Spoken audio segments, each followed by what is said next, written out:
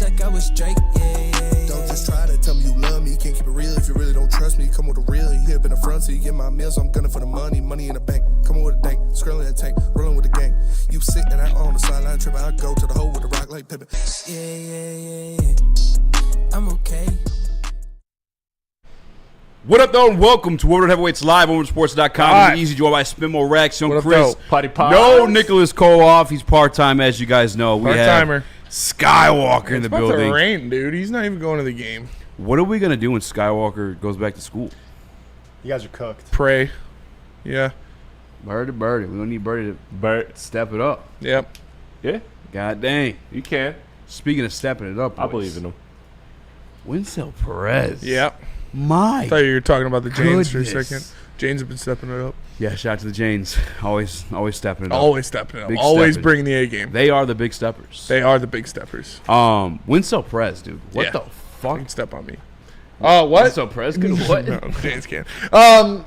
Winsell Perez, he's stepping on about everybody. This guy's got, what is it, like 23 games so far that he's played this year. He's got over 1,000 OPS. He's hitting over 300. Hit 307. Yeah, the guy is awesome, man. And obviously last night you've got Roberto Perez or Winsell Clemente, however you want to say it. He had a couple very nice outfield assists in the same inning to really help the Tigers.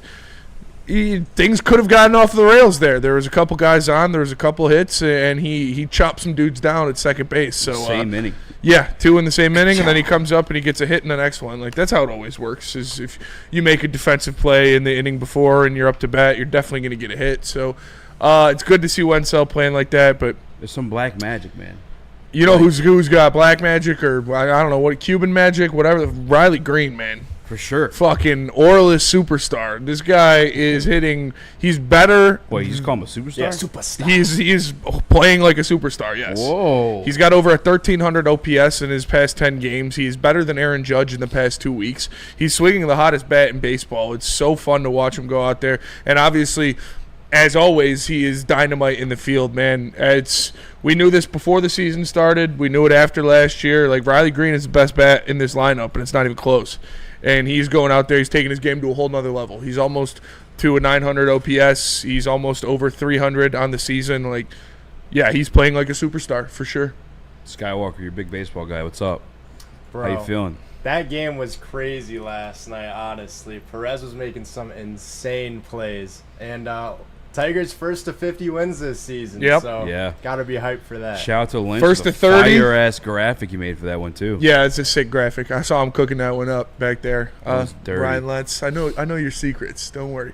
But Yeah, he told us we call him piece of shit. Bro. yeah, first to 30, first to 40, first to 50. Probably going to be first to 60. First to fuck your 'cause mom. You've got maybe the first to 100 too. Like, this team is showing no signs of stopping, man. So you love it. You love to see it. And it wasn't like Kerry Carpenter, as poorly as he's played over the past month, and it's been really bad. He got a home run last night. I was still only like too. 3 hits in his last 30 plate appearances, but that's a home run, so that's good. Hopefully he can keep that up. I said it underneath the Tigers lineup. I was like, can we please rest Kerry? Yeah. And no one said anything. A couple of likes, and then he hit the homer. Then fucking no profile picture. Oh, look at you, dumbass. Like, you wait till you hit the home run to come say some shit. Like, you're pussy. I hate that. And it was the one hit he had. But if it's a home run, that's all you got to do is hit one a game. So that's fine. But that's what he's here for. He's struggling big time. Him and Spencer Torkelson are struggling big time. So hopefully they get to relax in the All-Star break, unless they're participating in the All-Star festivities, but I doubt it for either of them. But hopefully they get to have a good break and they come back ready to go in the second half. I want to talk more about Winsell more than the first 2 minutes. Does this cure your need for a righty at bat? No. No. Don't trust it? No. It's not that you don't trust it. It's not that you don't like Winsell. That's what good baseball teams do at the deadline. You go out and you add a piece when you are the favorite or one of the favorites to win the World Series, and especially the favorite to win the American League. You go out there and you get a bat and an arm. That's what good teams do. So that's what the Tigers need to do. Same for you, Luke? I fully agree. Yeah. Kind of the same board, too. But, I mean, I don't know. He's been amazing to watch.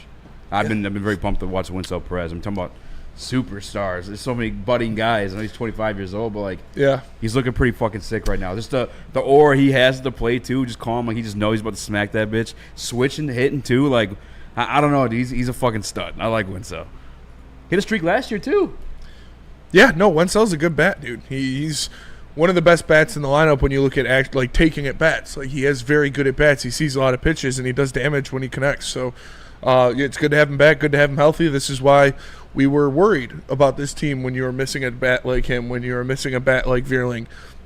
You didn't expect Javi Baez to have an all-star season. You didn't expect Zach McKinstry to be a 750 OPS guy. So it's good that they held the water, and now Wenzel's back, and he's doing his thing, and hopefully Matt Vierling gets back here pretty soon, and he can be doing the same.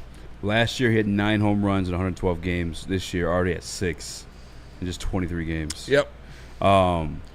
Yeah, me and Justin were talking earlier too. Like, this team's just on drugs. Like, none of this makes sense. Like, every time something like a little negative happens, like we have some guy like Jemani Jones coming up raking. Yeah, lefty killer. Coming back raking. Like we still don't have Vierling back. Like it's again first to 50.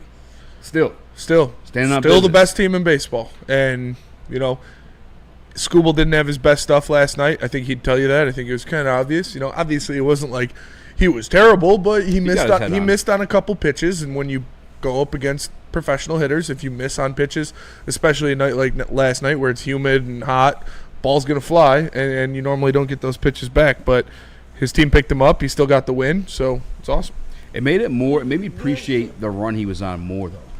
Like watching him be human for the first time in a while, I was like, God damn, dude, he was like, he was on one for 4 or 5 games. And it was 4 earned runs, but it was only 6 hits, and he still had 8 strikeouts, and he still went 6 innings. Mm-hmm. So that's a very good start. But yeah, he got touched a little bit, but like I said, it's just the ball was flying last night. He missed his spot a couple times. Has Fried come back on to earth? Max Fried? Yeah. I mean, he's not. I'm looking it up right now. He's not even second in the AL. Like Hunter Brown's second in the AL when you look at Cy Young race. Yeah, 2.05 now ERA. Yeah, it's just, I mean, still pretty good. No, he's still having a good year for sure, but it's fugazi when you talk about Cy Young stuff. He got ripped by the Orioles. Let up 3, hit 7 times. Yeah, Tigers are a fucking sweet team to watch right now. Probably getting delayed tonight. Mm-hmm. Starting to rain as we speak. Yeah. Did you see the Liver King stuff? Didn't he he's arrested as a terrorist because he went to attack Joe Rogan or something? Yeah. I didn't see. I saw somebody. I think Alex Jones tweeted it. Alex Jones guy, huh? I fucking love Alex Jones, dude. He's so funny. He's one of the funniest people I know. Like, obviously he's a crazy person, and I don't see why I can enjoy Alex Jones. Don't take him seriously. I don't believe he believes what he's saying.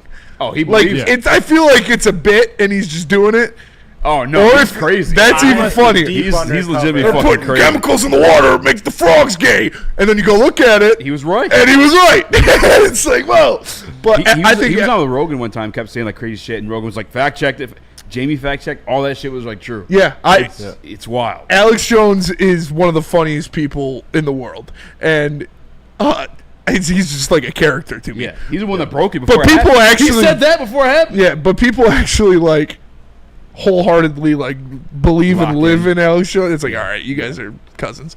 But yeah, I saw Alex Jones tweet that he got arrested or whatever because he was trying to kill Joe Rogan or something. My favorite thing is like they've made him a character like in movies now too, like with the Spider-Man movie. How they made James Jones or whatever the fuck his name is. J. Jonah Jameson. Yeah, J. Jonah Jameson, like the Spider-Man version of Alex Jones. I mean, he's been like that. That was before Alex Jones. That's why I think Alex Jones is a character because he's a lot like a lot of like other conspiracy characters. With it. Like they made him more like conspiracy. Yeah. Oh, he was all Okay. That's his whole thing. Yeah, because wasn't his whole identity like the conspiracy of Spider-Man? Yeah, like J. Jonah Jameson, Mr. Crocker, like Alex Jones, like those.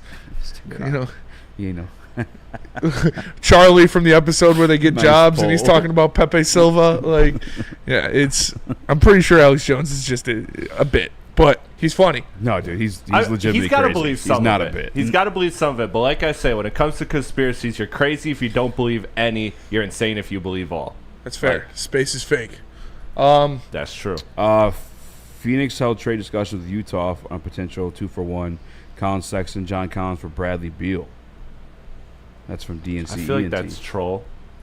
I don't know. There were reports that people were interested in Bradley Beal, and I was just like, why? But I don't know. The Utah story I heard that's kind of sexy is Utah's going after Jaylen Brown.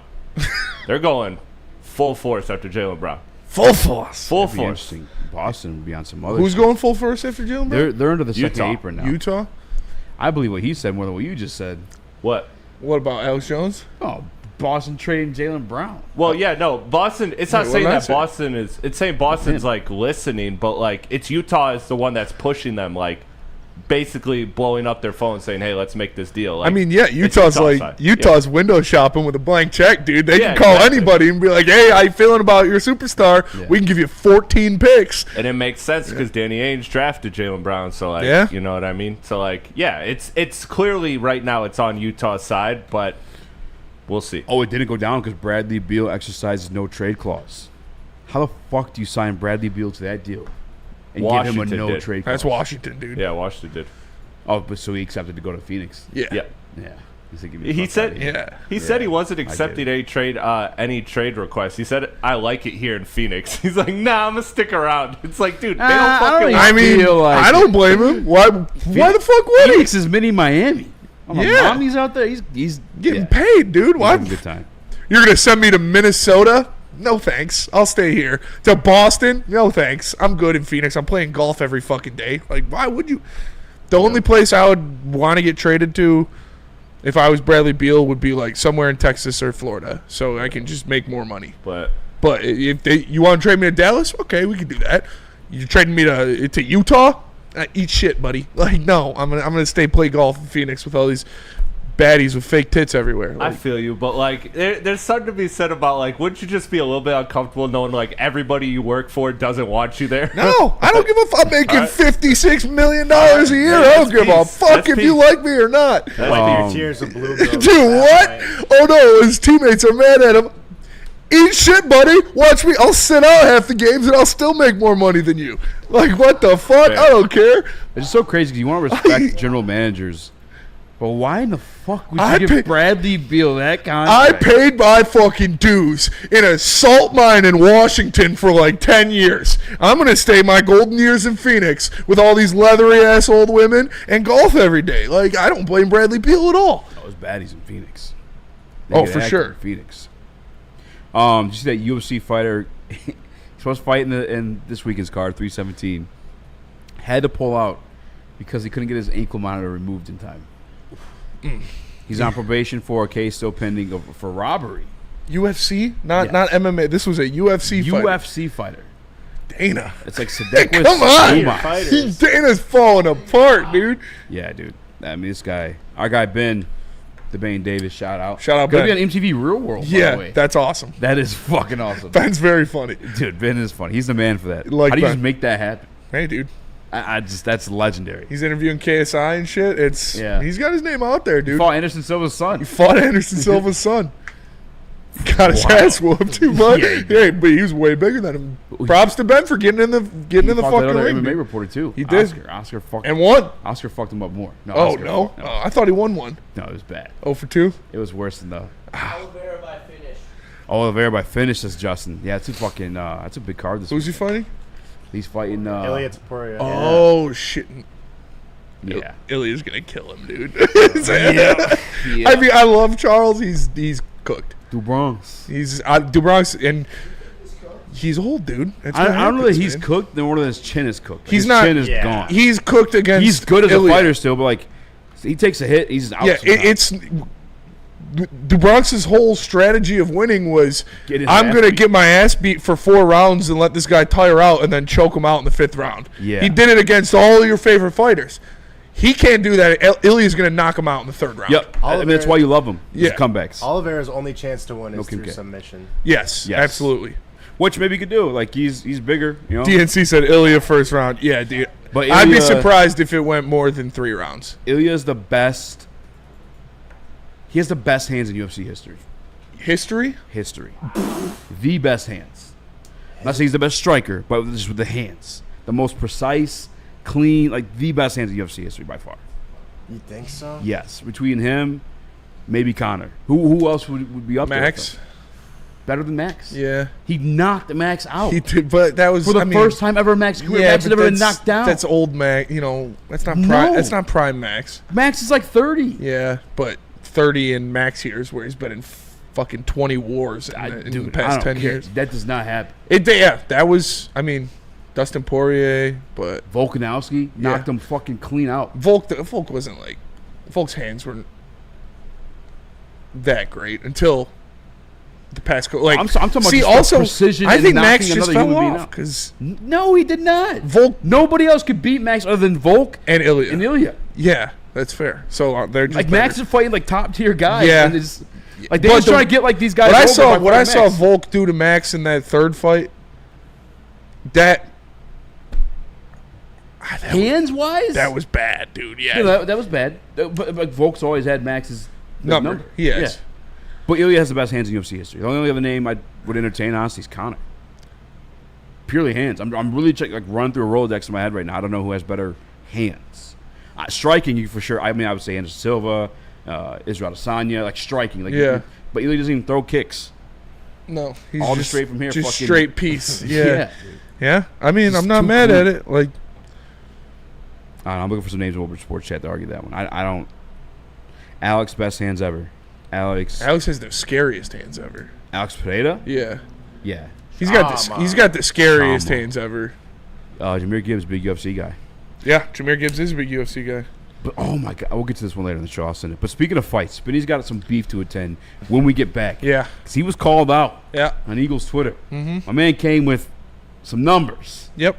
And Spinny's gonna bring out the Speepa. But first, we gotta talk about Vin Johnson. If you've got a crisis, let Ven point the way. Step 1, verify with details and photos. Step 2, engage your attorney. Step 3, notify your insurance provider. Get justice with Ven Johnson Law.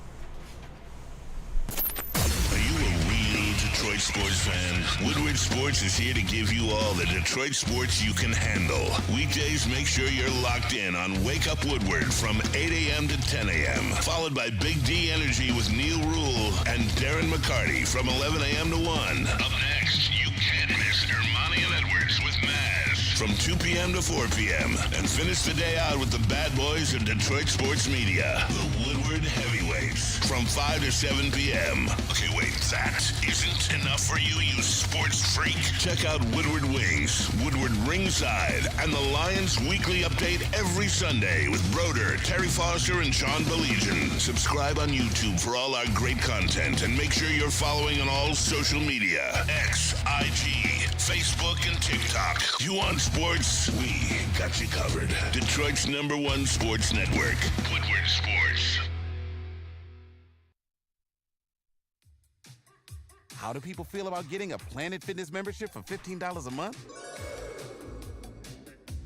How do they like working out in a clean and spacious gym that's filled with equipment for every workout? And how about free fitness training in the judgment-free zone that leaves them feeling energized all day long? Join Planet Fitness today with the free PF app, online or in club, and start getting that big fitness energy for $15 a month. Love Woodward Sports? Love wearing clothes? Then you should be wearing Woodward Sports clothes. Check out our full line of merch at woodwardsports.com. Just click on shop. We have all your favorite designs, like Dan Campbell kneecaps, Woodward golf, and of course, our own logoed out merchandise. Men, women, infants, kids, all love Woodward Sports. Impress your friends. Impress your boss. Impress your dog. Buy Woodward Sports merch today.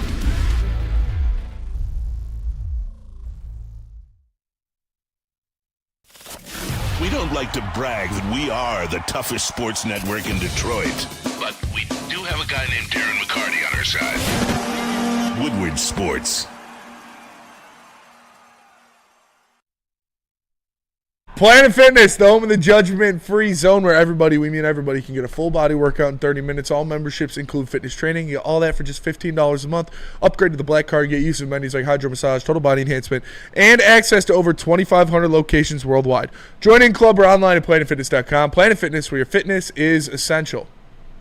Well, What up, though? Welcome back to World Heavyweights live on WoodwardSports.com. I'm Easy, joined by Spinmo Rax. Hello. Young Chris, Nicholas Kohloff is not here. We got Skywalker in the building. Justin is here with us. And apologize, guy. I'm scrolling through to find the ether. Yeah. Shots fired towards our boy Spinny's way. Do you want to read it? You want me to read it? You can read it. All right. Give me a moment to find. So, last Friday, I believe it was, Spinny went on an epic rant. It was phenomenal about Penei Sewell being the best offensive lineman in the National Football League. It stemmed from a top 100 list from Pete Prisco. We have 4 offensive linemen above. 4 ranked above Penei Sewell. And some of them, that's definitely way too many offensive linemen have above Penei Sewell. In agreement with that one. Yeah. Spinny went after all. Yeah. Creed Humphreys, I believe Mulata was up there. Wirfs and the two Johnson. that I was saying you could have discussions about. Yep. Was Lane Johnson and Wirfs. Mm-hmm. But Shane Haff, he is a producer and host for Eagles Pin Poll. In response to Spinny's tweet, quotes it and says this: "I'll preface this by saying Penei Sewell is awesome." Shout out, thank you for that. Mm-hmm. So since joining the league in 2021, Sewell has allowed almost double the sack rate and a 35% higher pressure rate, 4.446% and 3.29%, while also committing 26 more penalties compared to Lane Johnson. Want to exclude some of the early years to get rid of the rookie struggles and some of the years of Lane's youth? Fine. Let's look solely at last year when Lane Johnson, quotes, couldn't do what Penei Sewell does. That's Spinny's big quote from the video. Mm-hmm. Says Lane Johnson allowed 2.62 pressure rate while Penei Sewell allowed 4.5. However, Lane benefits from a strong run game, so let's eliminate rollouts and play action and focus on true pass sets only. Lane Johnson allowed 3.9% pressure rate while Penei Sewell allowed 6.9 pressure rate. Pass block win rate, Lane Johnson 94% win rate while on an island on 78% of pass block snaps. Penei Sewell 91% win rate while only on an island on 64% of pass block snaps.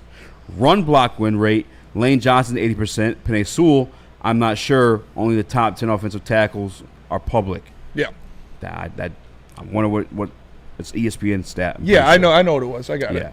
So as for these things that Sewell can do that Lane Johnson can't, I don't know. Wear blue on the football field, I guess. Yeah, or play 100% of the team snaps. That's one of them. Or be the first team All-Pro for the past 2 years, which Lane Johnson was the second team All-Pro the past 2 years behind Penei Sewell at the right tackle spot. And you want to talk about specifically last year. And that's what we're talking about. You're right, because we're talking about the best players in the game right now. The best players in the league right now. The top 100 players in the league right now.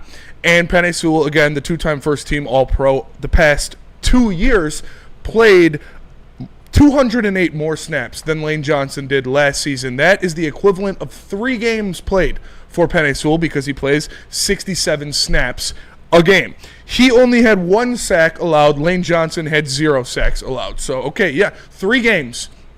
And he only had 1 more sack allowed. He was a 91% pass block win rate to Lane Johnson's 94% pass block win rate. So a 3% difference, again, in 208 snaps. And he had a 79% run block win rate, which is the one that he couldn't find or the one he didn't find, to Lane Johnson's 80% run block win rate. So a 1% difference in that stat as well. And like I said, 208 snaps that Penei Sewell played more than Lane Johnson. And as I put that out there, that Penei Sewell has played over 1,000 snaps more since his career started than Lane Johnson has, he talked about how it's rate. That means the snaps don't matter. But no, when you're talking about the best of the best, which you are with Penei Sewell and Lane Johnson, they are inarguably the first and second best right tackles in the league, however you slice it, whoever you put ahead of the other.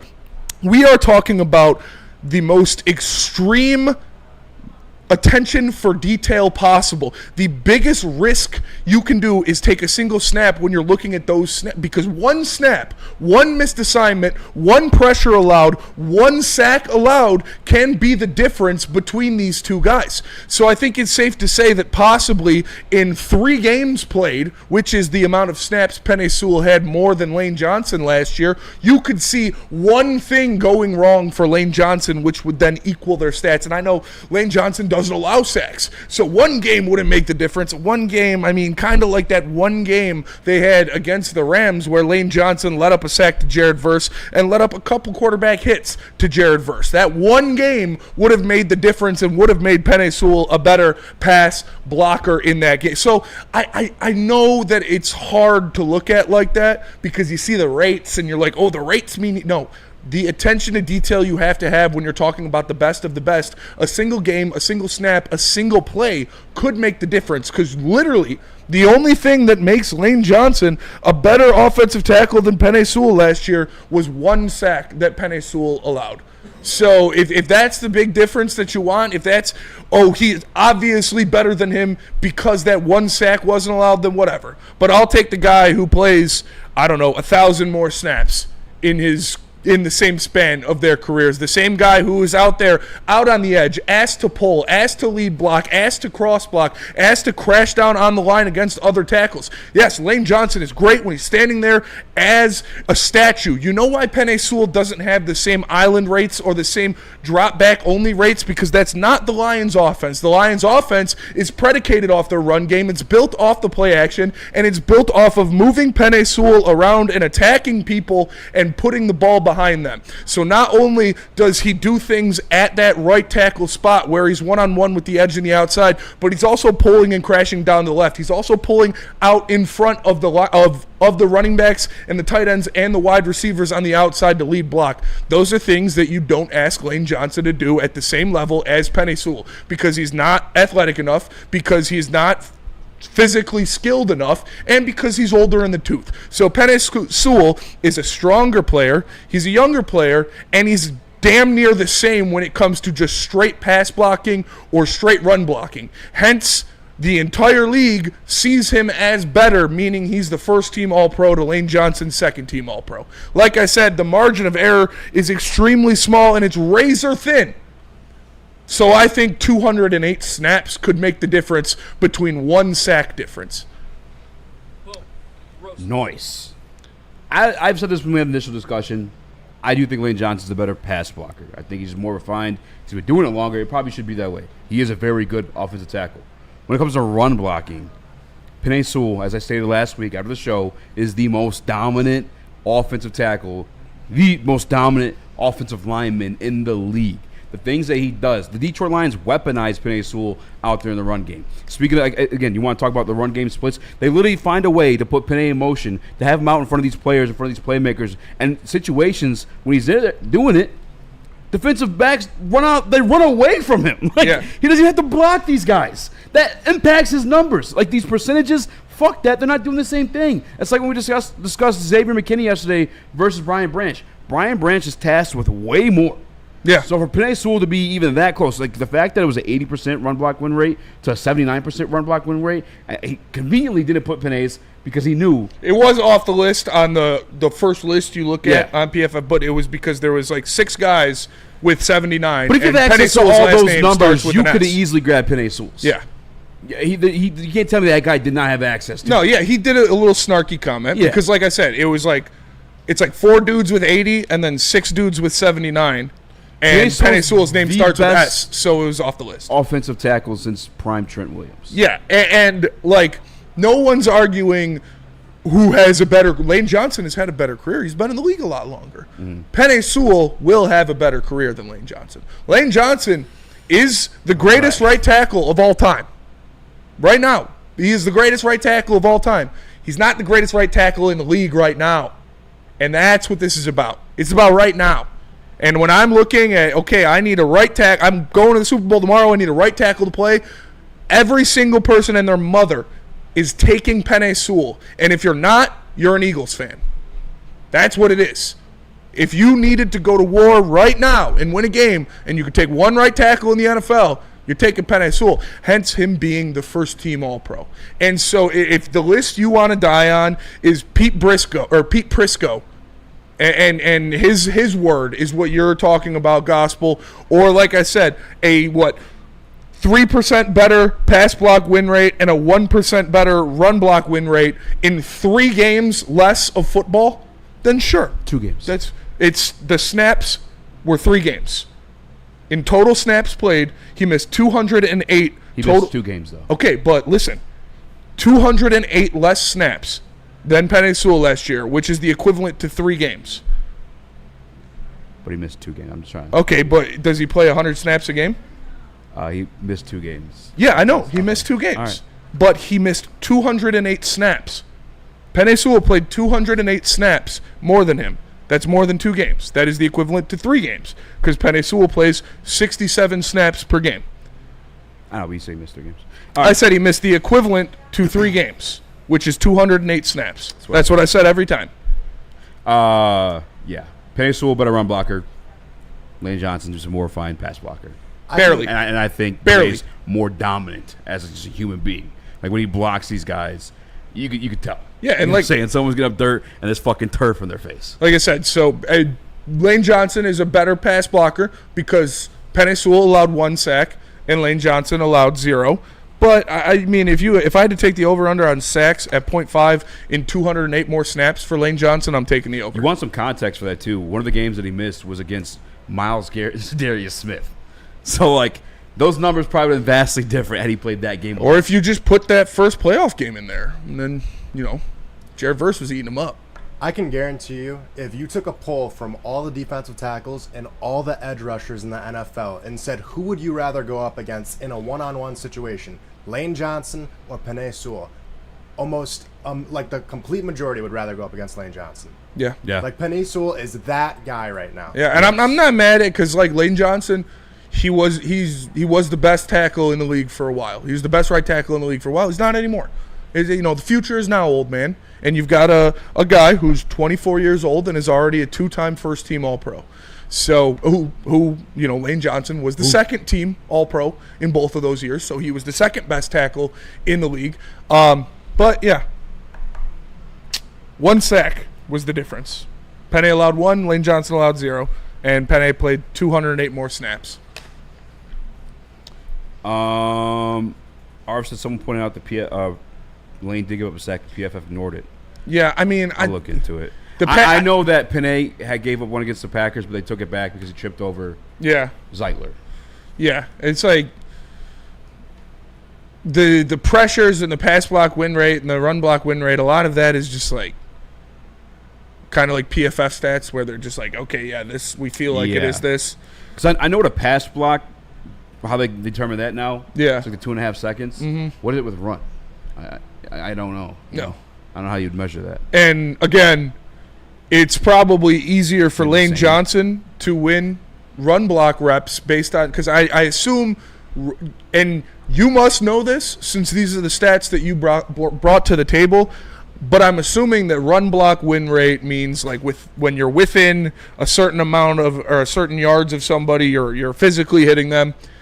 And so for a guy who stays attached to the line for a majority of the time, it'd probably be easier to win in run blocking snaps than a guy who's pulling and sprinting in front of other guys and out in the open field for against a majority the prime of athletes, cornerbacks. Yeah. So I mean, if you want to do it off of the PFF stats and the stuff that they're like made up and looking at that, that's cool.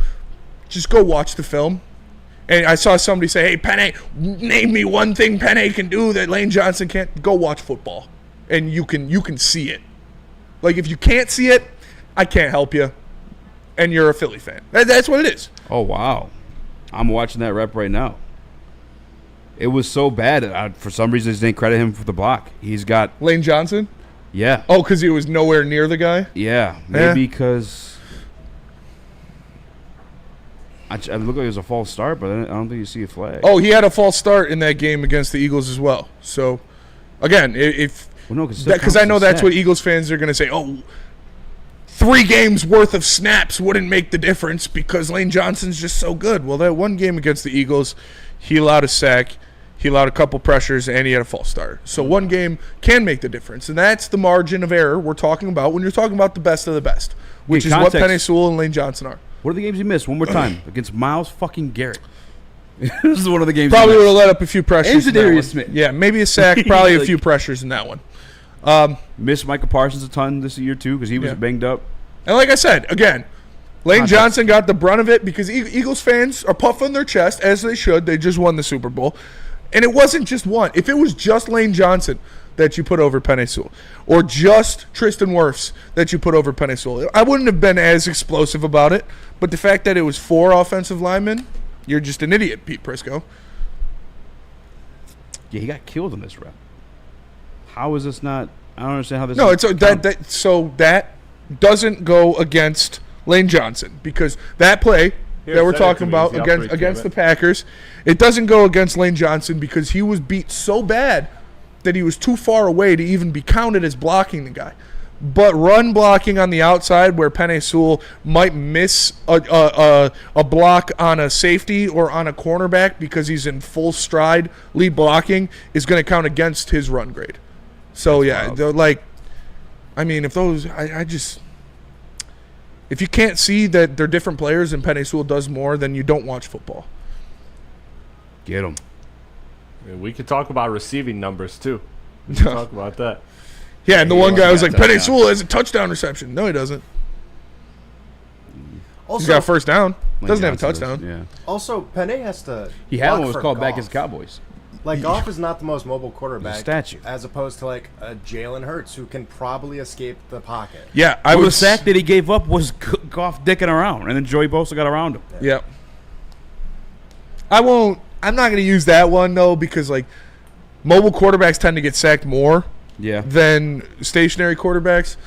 But him going, all right, let's take away all the pass blocking that is involved in play action or roll. No, you can't do that. The entire Lions passing game is based off of play action.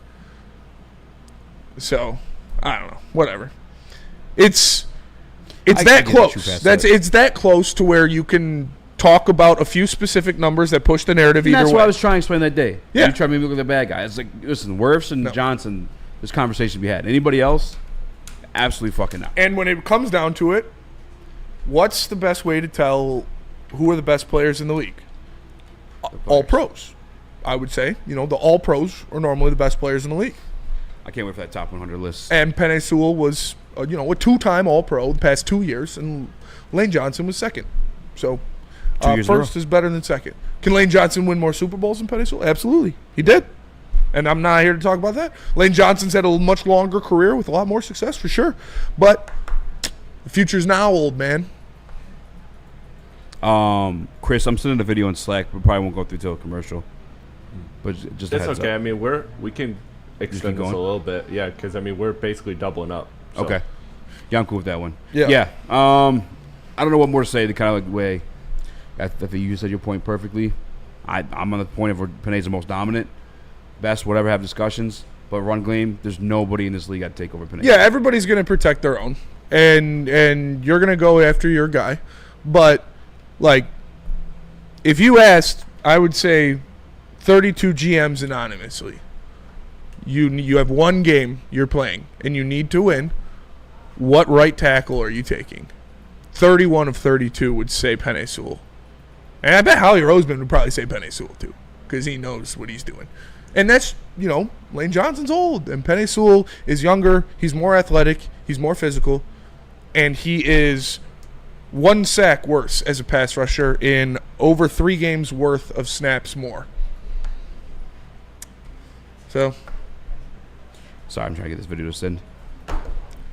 I think you did a great job, Smitty. Thank you. Shout out to you pulling up the run block win rate, by the way, too. Knowing that was 1% off. Yeah. He tried to, little snark his way by that one. It was. On technicality. You fucking nerd. You smart-ass fucking nerd for that one. Yep. All right. Fuck it, let's go to break. This is not loading. We'll double up. Tell us about merch. All right, we'll talk about merch and Les Stanford. So, merch. Listen up. You know where to get the best Detroit sports merch in the game. That's woodwardsports.com. Go to woodwardsports.com. Click that shop tab there. Get yourself some brand new merch. They got hoodies, tees, hats, all that. All teams, all season. Make sure you are tapped in for the best Detroit sports swag in the game. Woodward Sports. And let me tell you about Les Stanford. Les Stanford Chevrolet Cadillac Buick GMC has deals for everybody. You can get any of those amazing deals you see on the screen. 2025 Envision, 2025 Hummer EV, or a 2025 Sierra Double Cab Elevation.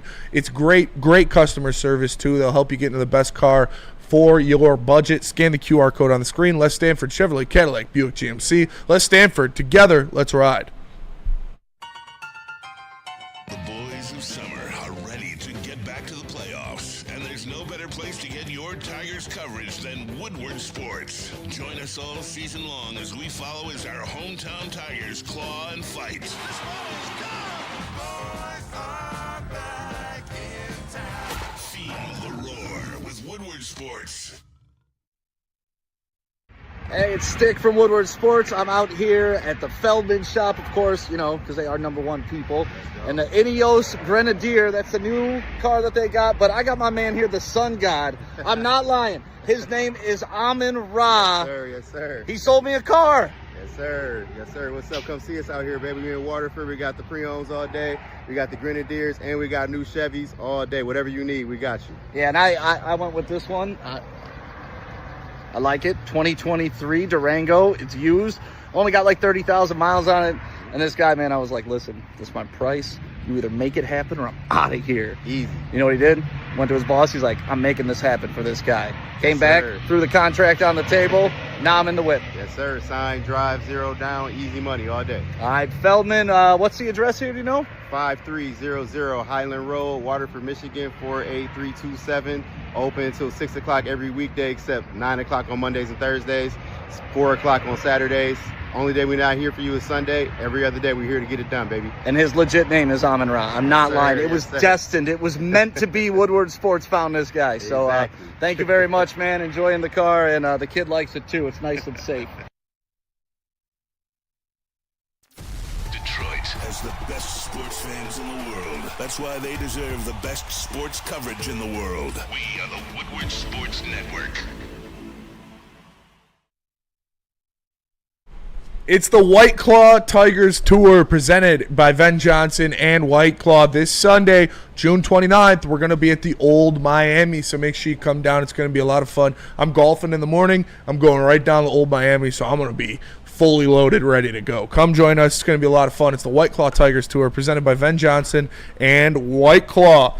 And let me tell you about Dr. Pierce. Attention sports fans, don't miss out on expert sports injury insights with Dr. Jeff Pierce of Michigan Sports and Spine. Join him every day on Big D Energy, Tuesdays and Thursdays on Ermanni and Edwards. Call him at 248-426-9944 or check him out at MichiganSportsAndSpine.com. Dr. Pierce here to keep you in the game, performing at your best. Not just the doctor of the stars like Bruce Springsteen or Darren McCarty or Jelly Roll or any of these guys. He also helps the everyday man. He's helping Maz with his bowling elbow, so he can help you too. It's Dr. Jeff Pierce. Boom. Look at this. Bro. Oh, so, yeah, because Lane Johnson was just standing flat-footed 6 yards away when he sacked him. They didn't count it. I don't understand how advanced analytics, like, I don't know, how's this not That's counted not as a stat? So the ratings that you went by, Penei Sewell was worse than Lane Johnson because he has 1 sack allowed, and Lane Johnson has 0. But that happened. And then he's got 0 sacks, though. So, I mean, whatever. Like I said, all of those stats and those, he wasn't within 2 steps of the guy when he sneezed before he tackled him, so it doesn't count. It's like, all right, whatever. Just watch. Cut on the tape and watch. There is a reason that Penei Sewell was being talked about as an MVP candidate last year. I mean, fuck PFF. I mean, how can you take anything they say seriously? PFF's the worst. How do you not have that count as a sack on this guy? And if you want to even, like, go sack for sack, pause. I mean, love going sack for sack. That is like, that's just like a no-effort play. Like, that was a lazy play by Lane Johnson. Yeah. Yeah, it was no huddle. It's because he is extremely, he can only do certain things right now. He's extremely limited. All right, relax. No, calm down. He's not as athletic as he used to be. He's not as aggressive as and that's not like shade or anything. He's just getting older. That's what happens. So when you have elite pass rush speed guys that go up on him, stuff like that can happen if he doesn't get out there fast enough. We saw Jared Verse do it to him in the playoff game as well. It's Jared Verse actually cooked both Lane Johnson and Jordan Mailata. I'm going to go back and watch it. But it was literally he beat Lane Johnson, threw Mekhi Becton to the ground, and then sacked Jalen Hurts. And then the other one, he just absolutely bull rushed Jordan Mailata out of his shoes. Just straight bull rushed him right in the chest, put him on his ass, sacked Jalen Hurts. It was crazy. Jared Verse was insane in that game. Jared Verse is a dog. I know like the sack numbers aren't there, but you put on the tape. Dude, Thomas, I hope Loki is joining the Straw Hats. I wanted it to be Yamamoto. I thought it was going to be Carrot. Okay. And then I thought it was going to be Yamamoto, but I feel like it's got to be Loki because Roger had Pirates in his crew, and Joy Boy had Giants in his crew, and Joy Boy had Giants in his crew. So I think Loki's gonna. I think he's, and like Oda said, this is there's one more Straw Hat. So I feel like it's got to be Loki. Welcome to the Spencer Show. Sorry, dude. Greatest antagonist in the history of Everdom. I want to do this. Flamingo. These are the topics now. Knowing that PFF is just on like dirtbag shit like that. That's weird. Are agents paying off PFF guys? Dude, yeah, the PFF just they say whatever they want. Or just like a definition thing. Like that's 100,000,000% a fucking sack. For some reason, I can't even find these playoff numbers either, or the playoff sacks. Moving on. We do have a PFF topic on here. It's from our guy Nick. Yeah, Cartier, I want a verse too. Won what? Jared Verse. Yeah, he's really good. Absolute he is really good. dog. You got him, Hutch. I mean, that's a perfect guy. Yeah. To pair that and Hutch if you like big dudes. Fucking. And just another cherry on top. I'm not trading Penei Sewell for any other offensive lineman. I would trade Lane Johnson for Tristan Wirfs or Penei Sewell. It's just what it is. Like when you're second team all pro, there's guys that are better than you. That's normally how it works. All right, yesterday we didn't rank, but we asked who had a better offensive line or defensive line it is, the Minnesota Vikings or the Detroit Lions. I went with the Vikings. You took Lions. You took Lions. Well, PFF released their top 10 defensive lines in the National Football League. They're watching the show. They do watch the show. Big fans. Dude, I fucking hate PFF.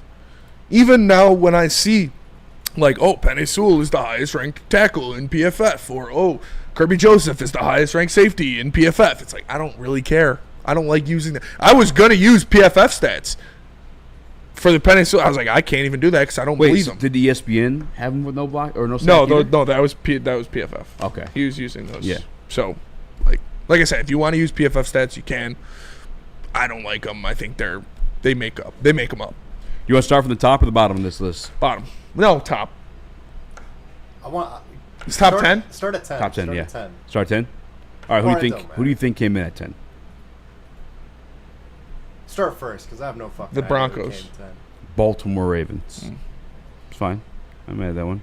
No. 9? Broncos.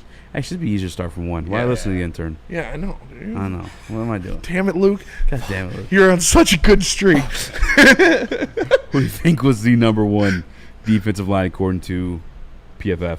Zoltan. That guy sucks. The Steelers. Yeah. Oh, you already looked at it? No. Oh, wow. I mean, TJ Watt, Hayward, Yeah, I guess so. Highsmith, Benton. yeah. They drafted Derek Harmon, too. Yeah. Shit about to get ugly in that motherfucker. Yeah, I'm not mad at that being number 1, I guess. Our Giants, too? Number 2 was the Philadelphia Eagles. Still. Okay. They lost Josh Sweat. They lost Milton Williams. They still have Jalen Carter. Got Jalen Carter. Got Jordan Davis. Nolan Smith. Nolan's got Bryce Huff. Mm-hmm. No, they traded Bryce Huff. They traded Bryce Huff. Who? No, I thought they traded. got him, I think. So, yeah, what happened with Bryce Huff? He went somewhere. Something happened. Bryce Huff, yep, 49ers. Yeah. Nice. All right, they're still number 2. I think that's more of a reputation thing than that's like what they currently got. Yeah. I mean, you got 2 amazing defensive tackles. I'd put the Giants over them, but The Giants' defensive line might be nasty. the Giants' defensive line is going to be fucking insane. Abdul Carter is crazy. Abdul Carter, Kayvon Thibodeau, Dexter Lawrence, Brian Burns. Yeah, they got Darius Alexander they got too from Yeah. Toledo. Yeah, number 3 was New York Giants. Arguably, no team has done more in the NFL to strengthen its defensive line pass rush over the last few seasons than the New York Giants. They drafted Kayvon Thibodeau, Abdul Carter with the top 5 picks in 2022 and 2025, respectively, and also traded for Brian Burns. Yeah. I have no problem with them being number 3. No. And I cannot wait to see. They're going to be fun to watch. As a former defensive lineman myself, I want to see that one in action. Who do you think number 4 was? This list actually ain't bad. The number 4, H-Town. the Texans, yeah. Houston Texans. Yeah. Diggs, baby. Daniil Hunter, Will Anderson Jr. Yeah. Tim Settle. I don't know who that is, but it must be the interior offensive line or defensive lineman. The one number 5, I don't know how it's feeling, but I guess they did produce last year. They're damn good defense. The Buffalo Bills. Birdcage is awesome. JBG or JGB. Buffalo Bills top 5 team defensive line for you? Buffalo Bills. Yeah, they're top 5. They're number 5. Number 5. Know. I mean, who do they even have anymore? Exactly. They had. It says the Bills unit might lack a true star. Another defensive lineman ranked among the top 10 players at the positions at PFF. Greg Rose or Ed Oliver, Daquan Jones. Yeah. Larry. They got Joey Bosa. Ogunjobi. Yeah, they signed Larry Bosa. And Greg Russo. They got Greg Russo. They signed Joey Bosa. They got Landon Jackson as a backup. Yeah, they're deep. The Detroit Lions landed at number 6. Number 6 in PFF's top 10 Detroit, defensive lines. That's PFF. I can't. Yeah, I know. Yeah, exactly. Yeah. Calm down. Yeah, awesome. The Detroit Lions defensive line may deserve a higher ranking based on paper talent, but there are quite a few question marks surrounding the health of its top-tier players. While Aiden Hutchinson was on a track to have a Defensive Player of the Year caliber season and led all edge defenders a 94.9 PFF overall grade, it remains to be seen how quickly he can get back to that form. Similarly, even though Liam McNeil is considered one of the best young interior defenders in the league and ranked 9th in 2024, it remains to be seen if he'll take the next step this season coming back from an ACL. Yeah, I mean, I can't really be mad at that. Yeah. I'm surprised we got 6, to be honest with you. I'm kind of surprised, too. But PFF loves Hutch. They like Aleem a lot, too. So even a broken clock is right twice a day. You know? It's true. It's a good point. It's true. And then, number 6 was we were 6. Browns were 7. Broncos were 8. Rams are 9. And then Vikings were even top 10, huh? Vikings were even top 10. Old PFF. I don't know how they're not top 10. Broncos are actually really good. Broncos are really good. Are the Browns? I mean, I know they got Myles Garrett. Myles Garrett. They got somebody else too. Cleveland is home to arguably the best defensive lineman in the entire NFL. Edge defender Myles Garrett earned a 92 PFF grade for the 4th straight season, 2024. They drafted Mason Graham. The highest mark. Oh yeah, that's right. But we got to kind of see that in action. There's questions about Mason Graham. Julian Okwara, look out. Would you put the Vikings over the Ravens defensive line at this point? Ravens got who are their edges? I mean, they got Matabuki, but who are their edges? Oh, they grabbed Mike Green. They got Mike Green. 2nd round pick Mike Green. They don't have. They have the Dolphins 11. Yeah. Well. Yeah. Chop Robinson, Bradley Chubb, Jalen Phillips. Yeah, Jalen Phillips can come back healthy. They got hurt. Yeah. Dolphins were injured last year. Bro, I don't think the Vikings are even top. Yeah, the Vikings are 16th. Kyle Van Noy, Matabuki. They have the Titans over them. Patriots over them. David Javo, maybe he can be something. They got the fucking Cowboys over there. What? Cowboys? I mean, you got Micah Parsons. You got. And then who? How in the fuck? That's disgusting. Yeah, PFF is bad, dude. We talked about that. That's why I didn't victory lap. Dante Fowler, Micah Parsons. They got Azaraku and Marshawn Nealon as their backups. Oh, they did draft Azaraku. They got Mozzie Smith and Osa Odengauzwa. Yeah. Say that one more time. Odegunza. Solomon Thomas is backup defense. They're pretty deep, actually. Their backups are Solomon Thomas, Marshawn Nealon, Donovan Azaraku. Mozzie Smith was pretty bad, but I feel like he's going to get better. Dante Fowler's good. Micah Parsons obviously is elite. Osa is actually good. I just can't pronounce his last name. No. Fuck them all. Yeah, I mean, he had 4.5 sacks last year. I also just hate the Cowboys. I think I hate the Cowboys almost as much as the Bears at this point. Probably more. Just because it's more fresh. Yeah. Off the fucking no call, whatever you want to call it. Didn't report. Bullshit. It's just something about Dak. Like, he's a good guy. I just hate him so much. Dak. I don't hate Dak. I hate the Cow. Dak, I agree. I think I would just hate. Dak's a good guy. He's not like, you know. I would hate whoever is the quarterback of the Cowboys. It's not your fault. I hate you. Which is true in his sense. I hate Tony Romo more than I hate Dak. Tony Romo is actually a little fucking. Dak is like just the over exaggeration of like how good he is just fucking pisses me off. Like, relax. I mean, he's mid. He's consistently mid. He's like top 12. Yeah. But they always try to squeeze him into that top 5 or top like he's just like outside. he's like Jared Goff that we talked about. They're in their floaters of anywhere could like 7 to 13. Jared Goff had a linebacker body. No, he's not that big. No, he can run too a little bit. Yeah. I mean, Dak had a season where he's second in MVP voting. Yeah, but I don't respect that season. Like, look at the teams they played. It was such a fucking cupcake schedule. Yeah. Yeah. And when you're in the NFC East too. Yeah, dude. Like, fuck that, dude. I don't. Yeah, 36 touchdowns, 9 interceptions, pretty good. Yeah, by the numbers. And then but to me, it's like 2021. He also let's take a step back and see who he did it against. But 2021, he had 37 touchdowns, 10 interceptions. I respect the game he had against the 49ers. I think it was 2 years ago now, 3 years ago maybe. 2019, he had 30 touchdowns, 11 interceptions. More than an MVP season. It's more of his he was fighting his ass off. Experience. That's just the Cowboys, it's just, though. I don't know, man. Yeah. I don't think Dak's a bad. He's not elite. No, he's the next tier. I'm fine with putting him in the next tier. That's the perfect example of like what I think of him as like, or that season, the MVP season. That's the year they got fucking mollywopped by the Packers at home. Because it's the first actual fucking team they played outside the Detroit Lions that year. Yeah. They played no one that year. But also, if you put... I think they played 2 teams with winning records. It was us and the Dolphins. I think like Dak, Goff, Jalen Hurts, Baker Mayfield. Well, you respect Baker now. No, they're all in the same tier of quarterback, I think. Whoa. I think Dak and Goff and Jalen Hurts are at the higher end of that tier. Well, but I think they're all not elite, but very good. Do you want to see where they were ranked? Quarterbacks? According to our guy, John Costco. Let's go to break. We'll come back, and we're doing more PFF stuff, I guess. But this one, we know the guy. Okay, so like we John. we can actually fucking yell at him. Odigizua. Yeah, that's what Odigizua. Yeah. Shout out. Yeah, he's good. I like him as an interior. He can rush passer, and he stops the run pretty well. All right, socials. Tell us about socials. All right, let me tell you about the best place to get Detroit sports content. It's Detroit Sports' #1 digital network, Woodward Sports. Head on over to @Woodward Sports on YouTube, Instagram, X, Facebook, TikTok, Twitch, anywhere you get your Detroit sports content. Woodward Sports is there and giving you the best content in the game. Make sure you are following, subscribed everywhere, tapping in for the best, latest, and greatest when it comes to Woodward Sports. No one gives away more cash and prizes than Woodward Sports. You don't believe us? Here's our latest $10,000 winner.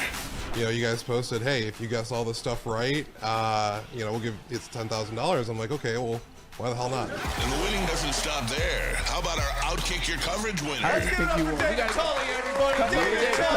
This guy's got a hot girl. Bigger prizes, bigger giveaways, cash, merch, tickets, and more. All from the biggest sports network in Detroit. No one does it bigger and better than Woodward Sports. Make sure you're following, liking, subscribing on Instagram, Facebook, X, and YouTube for your chances to share in the winning. From Detroit's #1 sports network, Woodward Sports. Big injuries, big news. Twice a week, Dr. Jeff Pierce from Michigan Sports and Spine joins Woodward Sports Network for the Injury Insider Report. Big D Energy Tuesdays at noon, and Ermanni and Edwards with Maz Thursdays at 3:30. Get expert analysis and in-depth breakdowns on the latest sports injuries from the man trusted by top athletes in the community, like D-Mac. Whether it's the Lions, Pistons, Tigers, or Red Wings, Dr. Pierce talks us through it all. Don't miss the Injury Insider Report with Dr. Jeff Pierce. your go-to source for understanding the impact of injuries on the games and players we love. Only on Woodward Sports Network. Scan the QR code on the screen or go to MichiganSportsandSpine.com to see if Dr. Jeff Pierce can help you. The boys of summer are here, and Woodward Sports is all over the Motor City with the White Claw Tigers Tour. Come party with Woodward Sports, watch the Tigers, and sip on some White Claw all summer long. The best bars, big giveaways, live events, and a party that only Woodward Sports can throw. Ain't no party like a Woodward Sports party. Join us Friday, June 29th at the Old Miami in Detroit for the White Claw Tigers Tour, brought to you by White Claw, Easttown, and Ben Johnson.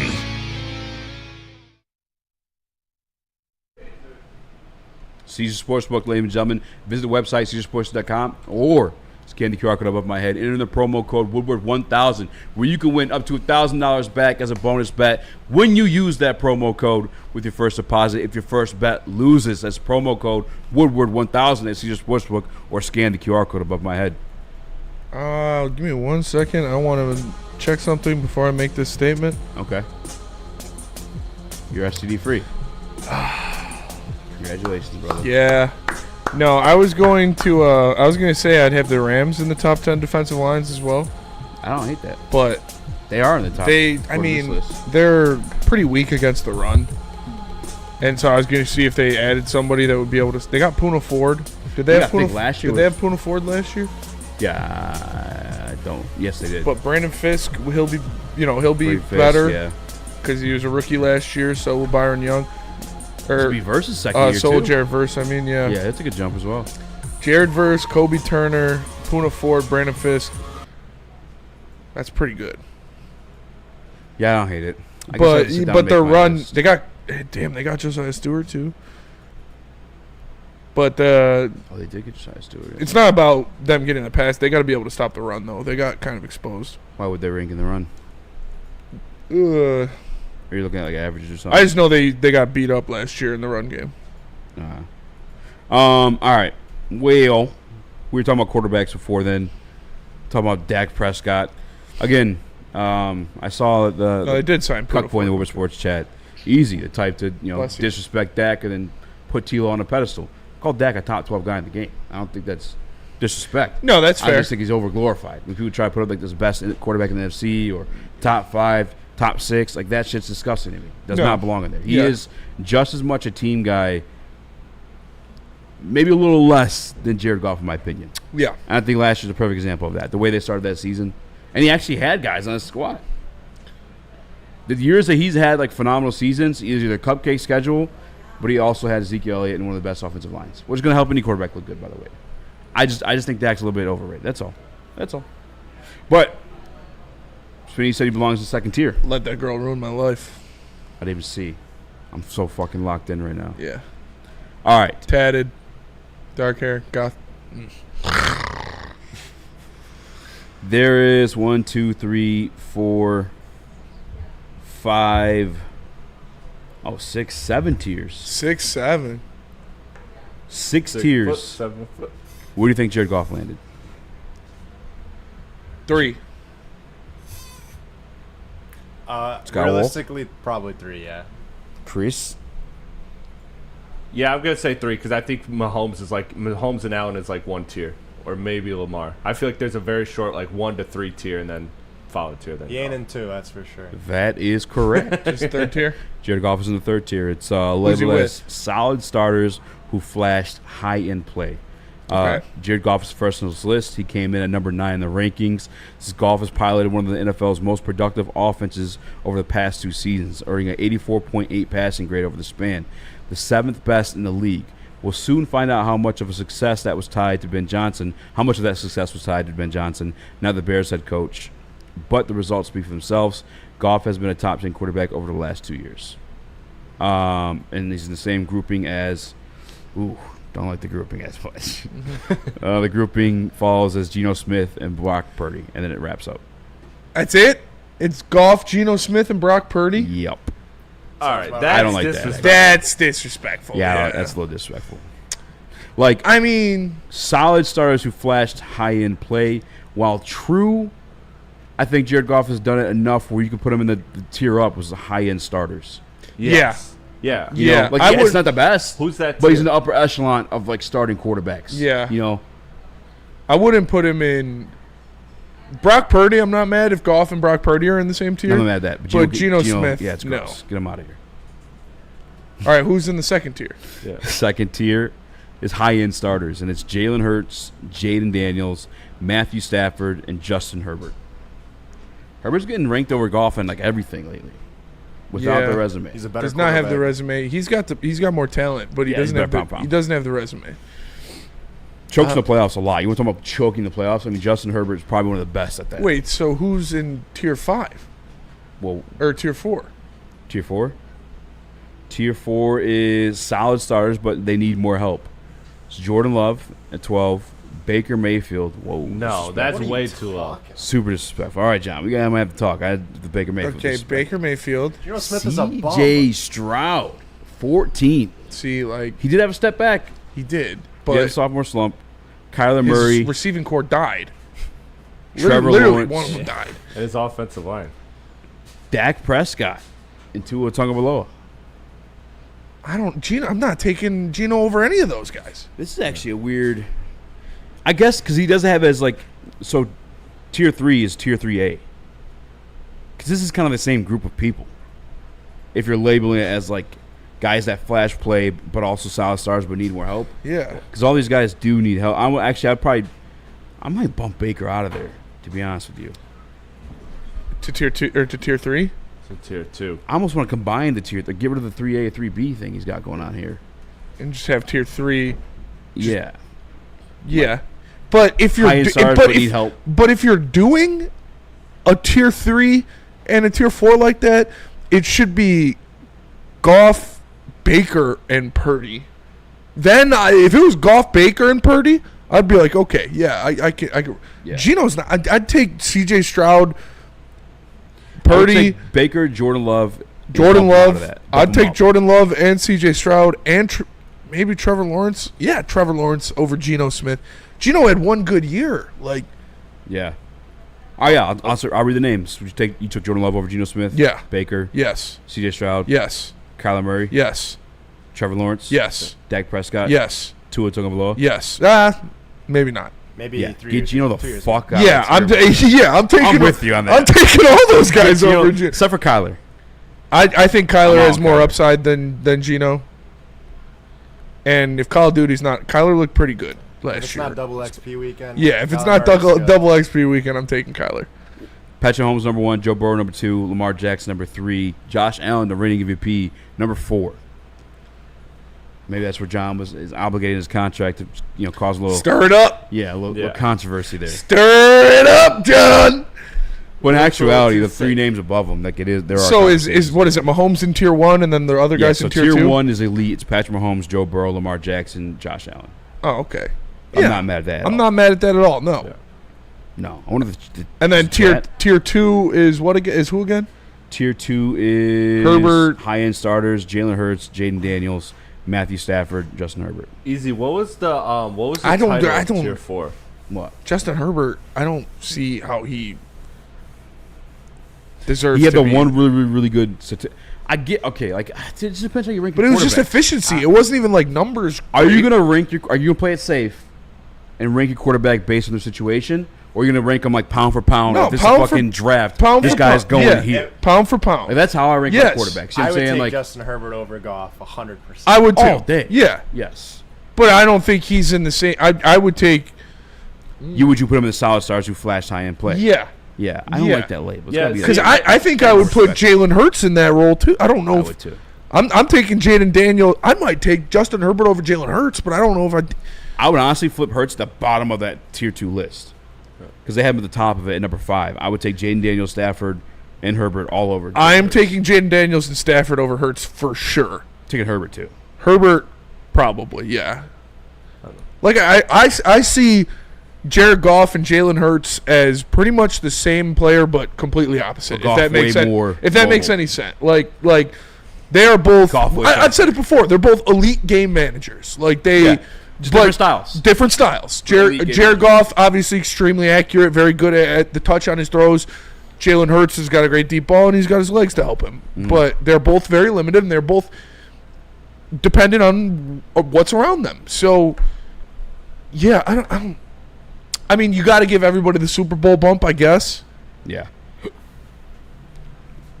Chris, what were you going to try to say?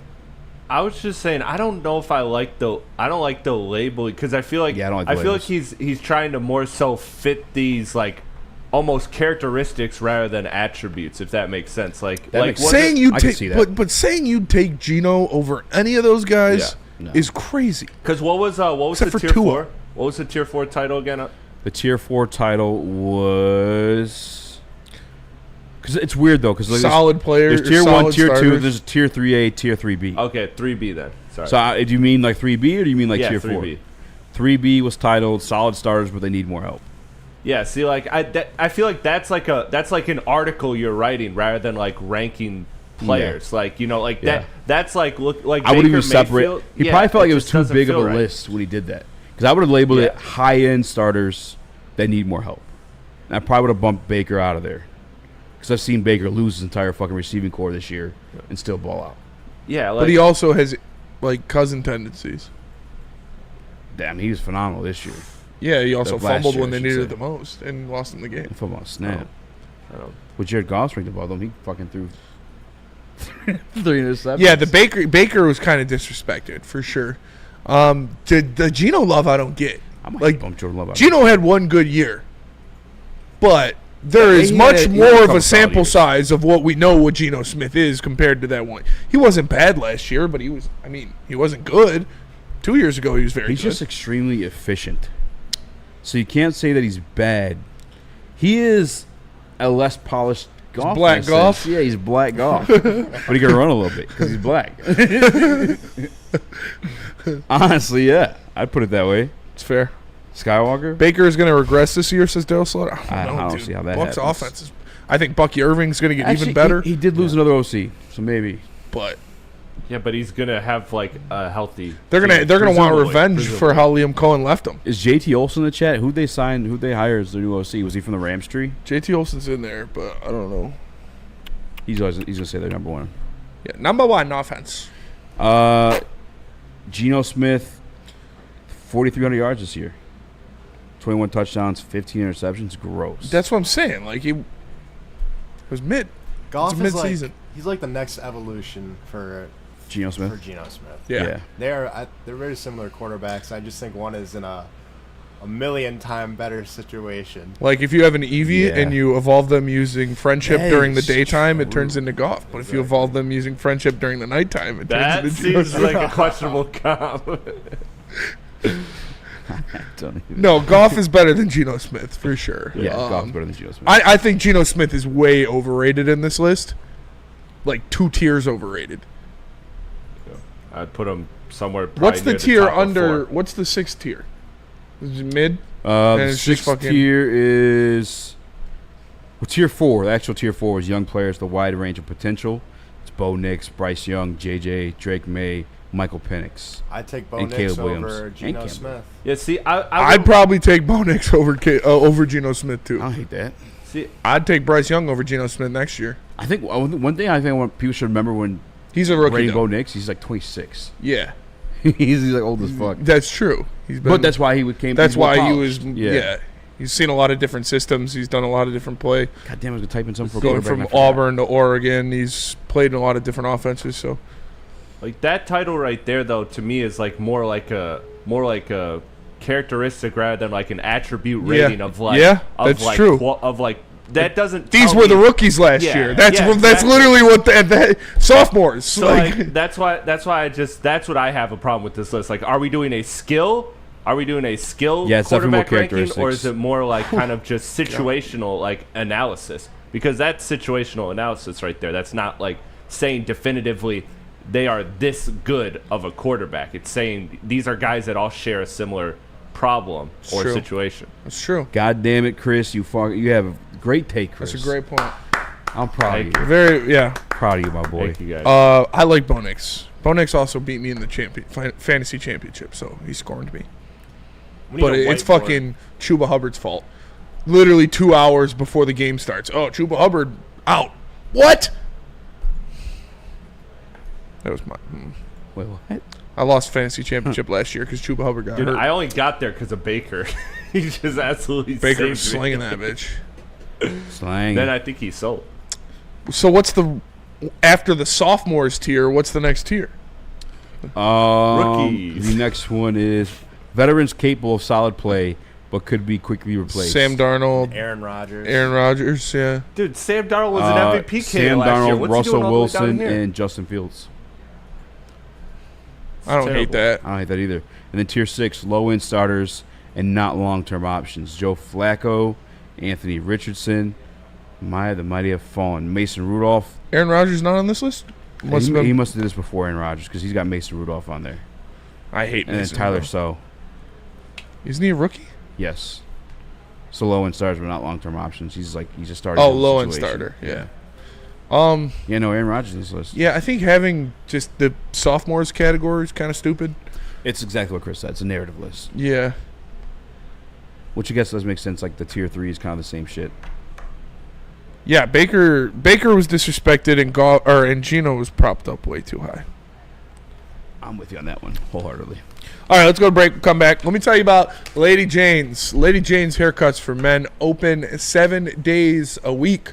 Walk-ins are always welcome. You can stop in, sit down, relax, get an award-winning haircut from one of our lovely, talented stylists, hot light of the next shave, scalp massage, hot towel treatment, all that good stuff wrapped into one in the King's treatment.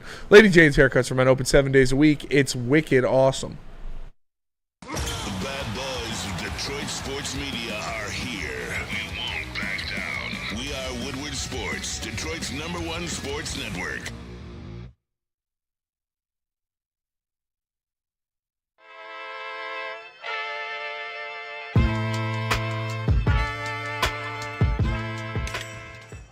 Hey, Tony, what's up, bro? Same circus, different clowns. For sure. You want the usual, the big zip? You know me too well. Oh. I threw a little something extra in there for your ma. Oh, Hope man. she's doing all right. Ay, guy, sei un santo. Ah. You're a saint. All right, buddy, we'll see you next time, okay? Grazie. The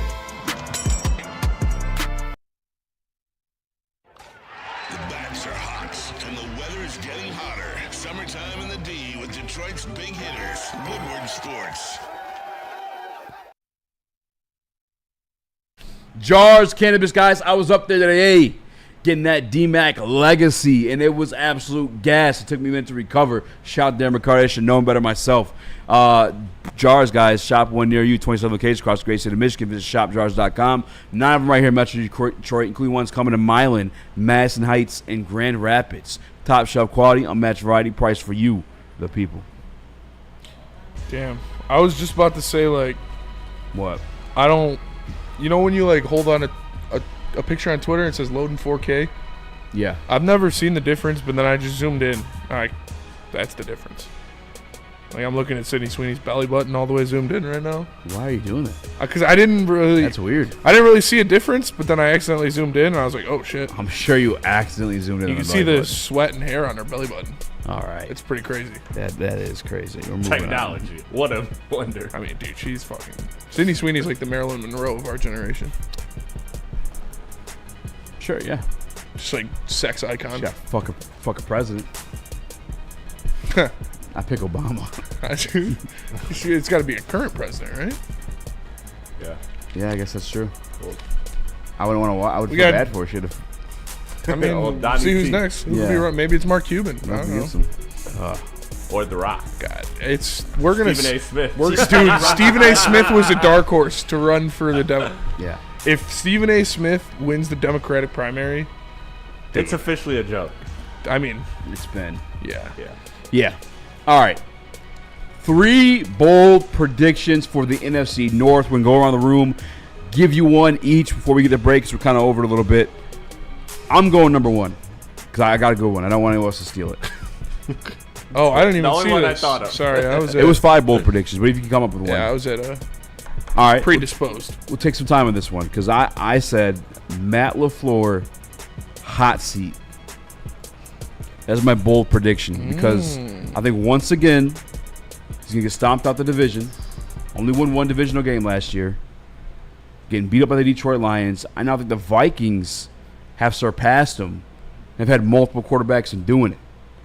I don't think it's so much he's a bad coach. I'm not saying Matt LaFleur is a bad coach, but the message can get tiresome when you're not like seeing the success. They haven't been to a Super Bowl. They've been to NFC Championship games. They lost them. I think Matt LaFleur can end up on the hot seat this season. Is that too hot takey? I don't think so. Around the money was a bold prediction. I think that's on the money because he's already the third best coach in the division. If Ben Johnson beats him a couple times, that's not a good look. I don't hate that. Do you have a bold prediction for the NFC North? Bold prediction. I guess go to Skywalker real quick. Kill some time on that one. No, I got one. I just thought of one. I got one. I got one. All right. I got one. Relax. I got one. And I know this is going to rile up the Vikings fans, so you can clip this out of context, Chase. Bold prediction. The Minnesota Vikings finish in last place in the NFC North. JJ doesn't work. The offense isn't the same. The old defensive lineman that they brought in can't stay healthy, and it falls apart in front of their very eyes. Bold prediction. The Vikings finish last in the NFC North. Ooh. I mean, JJ, a lot's riding on JJ. A lot is riding on JJ. Expected to be. They were trying to get A-Rod. I mean, this is his rookie year. JJ McScrub. I don't hate that one. Again, these are bold predictions, people. Bold predictions. Can't be like, the Lions are going to win the North. Like, no. I'm going to fuck Sidney Sweet. Yeah. Bold prediction. Jared Goff will throw a pass. No, they got to be bold predictions. All right, Chris, bold prediction. Ben Johnson goes cold on Chicago Prodigy. Terrible headline. That's a great headline. That's way too long. Everything Chris does. Ben Johnson, born 1967. Caleb hates BJs. Ben Johnson, blowjob. Yeah, Caleb hates BJ. He's just trying to get. So you're saying he won't like Caleb? No, it's not going to be a perfect marriage. I think it'd be too soon for that one. Yeah, I got him like 2 years. I mean, football is a fast changing sport narrative wise. I mean, look at how we rank these quarterbacks every year. Look how fast things turn. Yeah, for our guy. And it's not like Caleb even had a rookie season that was as good as C.J. Stroud's. Yeah. But you think he'd give up on Caleb in 1 year? But no, fuck, I don't think so. But it's a bold prediction. It's a bold prediction, guys. Jeez. Right. Too bold. A little too bold. A little too bold. That's all. What do they do on a Gator and Anderson or Champ and Chump? Carson Anderson? They do bold ass or dumbass. They talk about like fucking. What's your favorite out of state restaurant? They do that a lot, but they do a thing where it's called, and giving credit to Carson Anderson. How many girls out of your league did you knock down? It's they do bold ass prediction or dumb ass prediction. You give a bold prediction, and is it bold or is it dumb? Oh, I like that actually. That's kind of a dumbass. No offense, Chris, but like I like that Trump drop. You don't know what the fuck they're doing. Like Easy said, that's one year. It would have to be really bad. I know. I'm not saying they're getting rid of them. I'm just saying that it's just. No, you had us in the first half. Why do I have to justify mine? Everybody else is like, it's a bold take. Because that one's way bolder than the other ones. And then you gave it a bad headline. All right, and you gave a bad. Yeah, it was like corduroy. That was like the Charles Barkley skit. I got 2 words for you. Ben Johnson doesn't like Caleb Williams as his quarterback anymore. Did you come up with one, Skywalker? Too many words or too bold? I got a pretty bold take. Okay. And this is just like in general. This isn't necessarily a just next season thing. Is this the one over the break? Yeah. You know what it is? Yeah, I do. I'm gonna get so much heat for this. The Lions will not win a Super Bowl with Jared Goff at the helm. Oh shit! Rock out the fucking bomb. Oh, the nuke. That is a bold take. I think that is a bold take. Is it? Do you think the Lions will win a Super Bowl with Jared Goff at the helm? I do, personally. I don't know. Of Ben gone.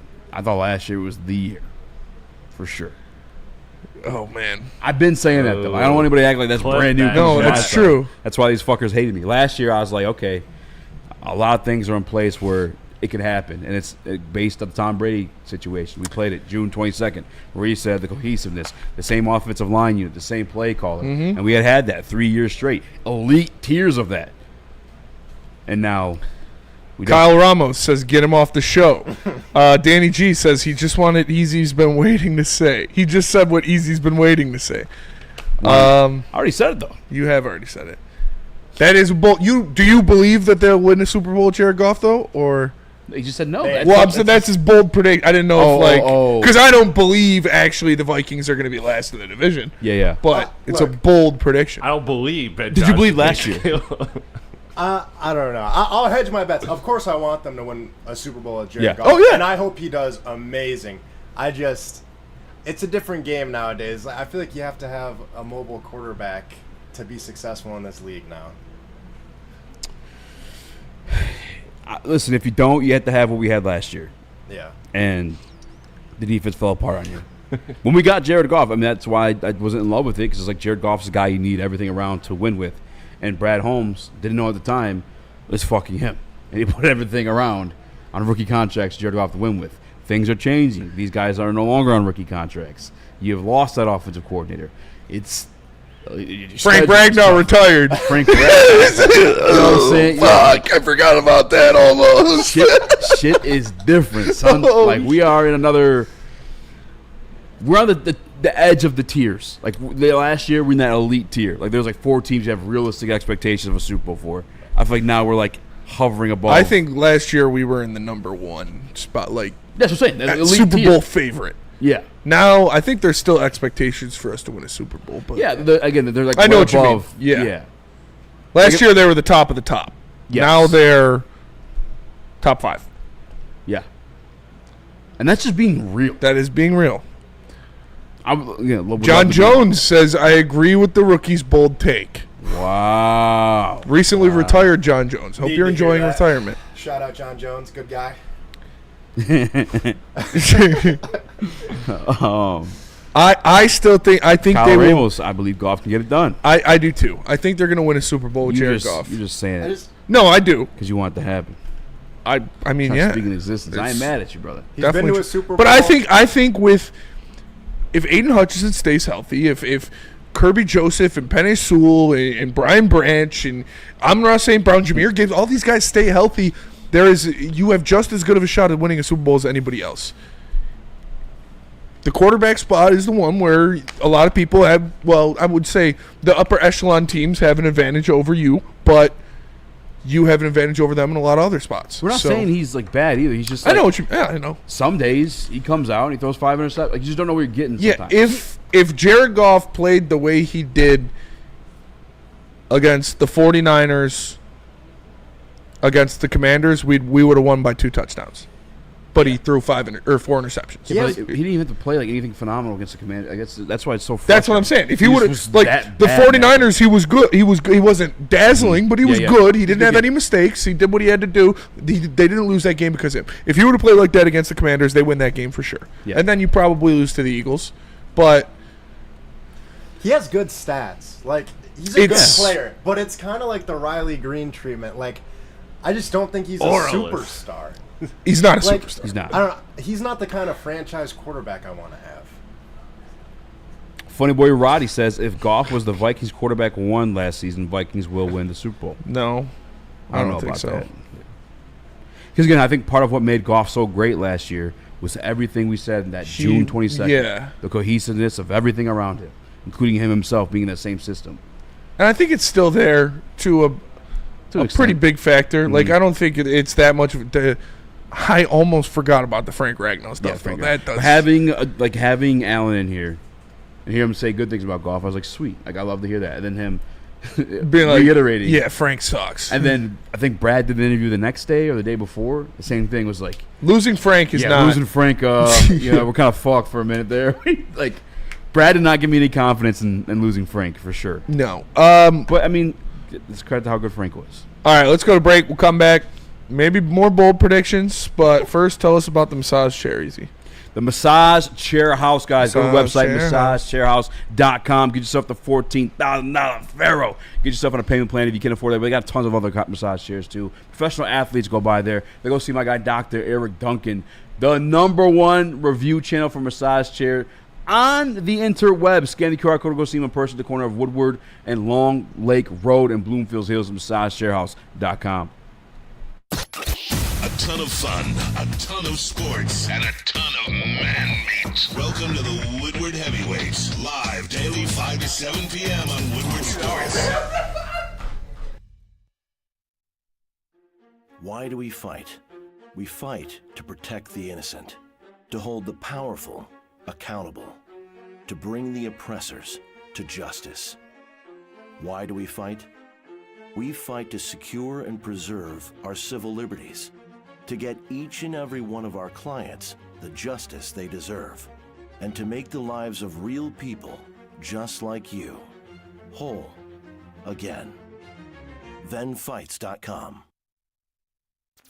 Detroit has the best sports fans in the world. That's why they deserve the best sports coverage in the world. We are the Woodward Sports Network. Mad Packs are now live in tons of dispensaries across the state of Michigan. Just go to getmadpacks.com to find one near you where they supply it. They've got the high-low infused pre-rolls. They've got the Boom Shakalaka Tarantulas, the THCA Moon Rocks, and just the good old-fashioned weed if that's the way you roll. Make sure you go to getmadpacks.com to check out a store near you. Welcome, Mike, to World Heavyweights Live, WorldSports.com. I'm easy joined by Spimo Rex, young Chris Skywalker in the building. You know, low, small news cycle, and it just always ends up to Jared Goff hating the show.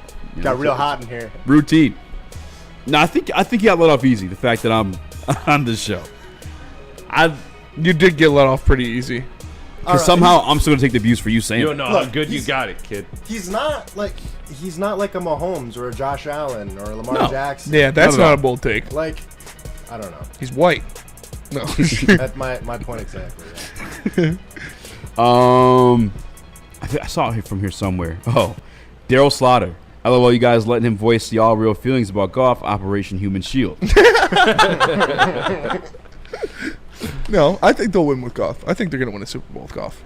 Brandon with a hot take, bold take, I should say. And I actually agree with this one. I was scared to say it. Lions and Vikings on the same spot record-wise, just like last year, neck and neck. I could see. I don't know if that's too bold of a take, though. Yeah, it's all on JJ. Yeah. I wrote it down and didn't want to say it because I noticed the pin was purple too. Vikings win the North. Look at pull up the schedule. Ew, Nick. Ew. Whoa. Nick? Whoa, dude. Nick? Relax. Hey, bro. He's not here today. We got to say his name. Viking schedule, let me pull it up. Because that'll help determine that for real. Because I don't think that's a bold take either. And by the way, I said that they are neck and neck, and you agree they're neck and neck. Neck and neck. You could see maybe, all right, they might just get it. I thought about yesterday when we were talking about what your wrestling persona would be. Yeah. He said, by the way, shout out to D-Mac and shout out to Grind D-Mac. Time Wrestling Academy. Grind Time Wrestling Academy. That was awesome. It was a lot of fun. We were thinking of personas for Easy if he's a wrestler, and the pimp one was good, like Big Daddy Easy or something like Big that. Big Easy. But the Mongolian Warlord is my favorite. I'm just in a fur coat, banging a staff. That would be fucking awesome, dude. And from Mongolia, he's here to fight back for his people. That would be awesome. Oh man. All right, so week 1, the Minnesota Vikings play the Chicago Bears on the road. Primetime game. Winnable game. Yeah. W. Yeah. All right, how about let's do this? Win-loss. For the Vikings? For the Vikings, yeah. Okay, yeah. Run it. All right. Prime time. Okay, so win. Bears? I'll give them a win. Okay. Write your shit down. Or I can try. I got it. All right. Week 2, at home, Atlanta Falcons. Loss. Win. What? Whoa. Divide. Oh, man. I got to win personally for that one, but Skywalker? I got to win. Okay. Are you tattling your own? Yeah. Okay, then I'll do mine. All right. Week 3, at home against the Bengals. Loss. Yeah, I'll give him a loss. I can see him losing that game. Back on the road against Pittsburgh Steelers. This is in London, 9:30 a.m. London game win. By the way, that Falcons game is primetime at home for the Vikings. I got a loss. It's at home for the Vikings? The Falcons one? Yeah. Yeah. Oh. Then I'll probably that's a loss. Switch it up? Yeah. Okay. I got a loss. I thought it was against the Steelers. in Atlanta. You got a loss against Aaron Rodgers and the Steelers? Yeah, J.J. McCarthy's not going to be able to handle that defense. There's no way. Ooh, that's a great one. That is a good point. And it's in London. That's already messing things up, moving around. Yeah, I'll give him a loss there. QB. So, yeah, all right. Okay. I got him 2-2. I got him 2-2 as well. Still on the road, come back home. Oh, no, they stay in London. Yeah, they go back-to-back in London. Okay, they're staying in London and they're week 5, playing right? the Browns. Win. Get the fuck, come on. I don't know, man. I might have a loss. Same kind of thing, Myles Garrett? Myles Garrett, yeah. I think, like, as a rookie, I mean, he's not a rookie, but, like, his first real season. Are the it's Browns scary to play against Myles Garrett? What week is that? Who's the Browns quarterback, though? Flacco? Oh, yeah, Flacco. Shador Sanders? Desmond Ridder? No. What's R.I.P. not Desmond Ridder? Dylan Gabriel, yeah. Dylan Gabriel. No, realistically, I'll probably give that a W. I guess. The Browns are coming off of at the Lions and then going to England. Oh, wait. No, they got a bye week. No, yeah.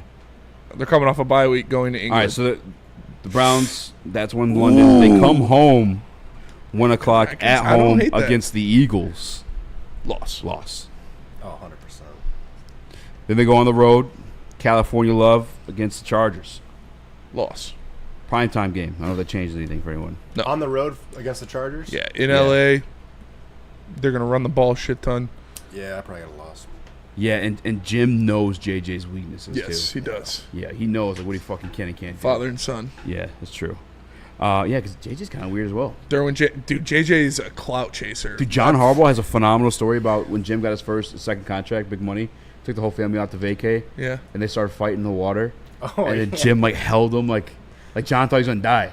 Almost that long so he'd win the fight? Yeah, and then he let him up and just gave him the look. Just let him know. Jim Harbaugh's a psycho. I like Jim Harbaugh. He's a fucking. I love Jim Harbaugh. Obviously hated him when he was. I'm glad he's gone, so I love him again. Yeah. I'm with you. So after California, they come to Detroit. 1 o'clock game, face the Detroit Lions. Loss.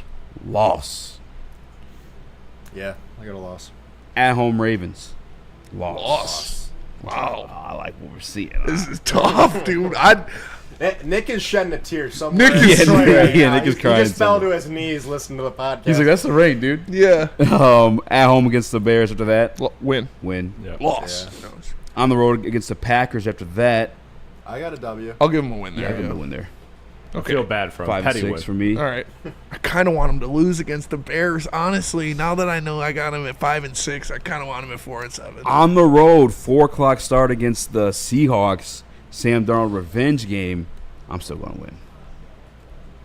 Yeah, I kind of want to give him a loss to the Bears now. No.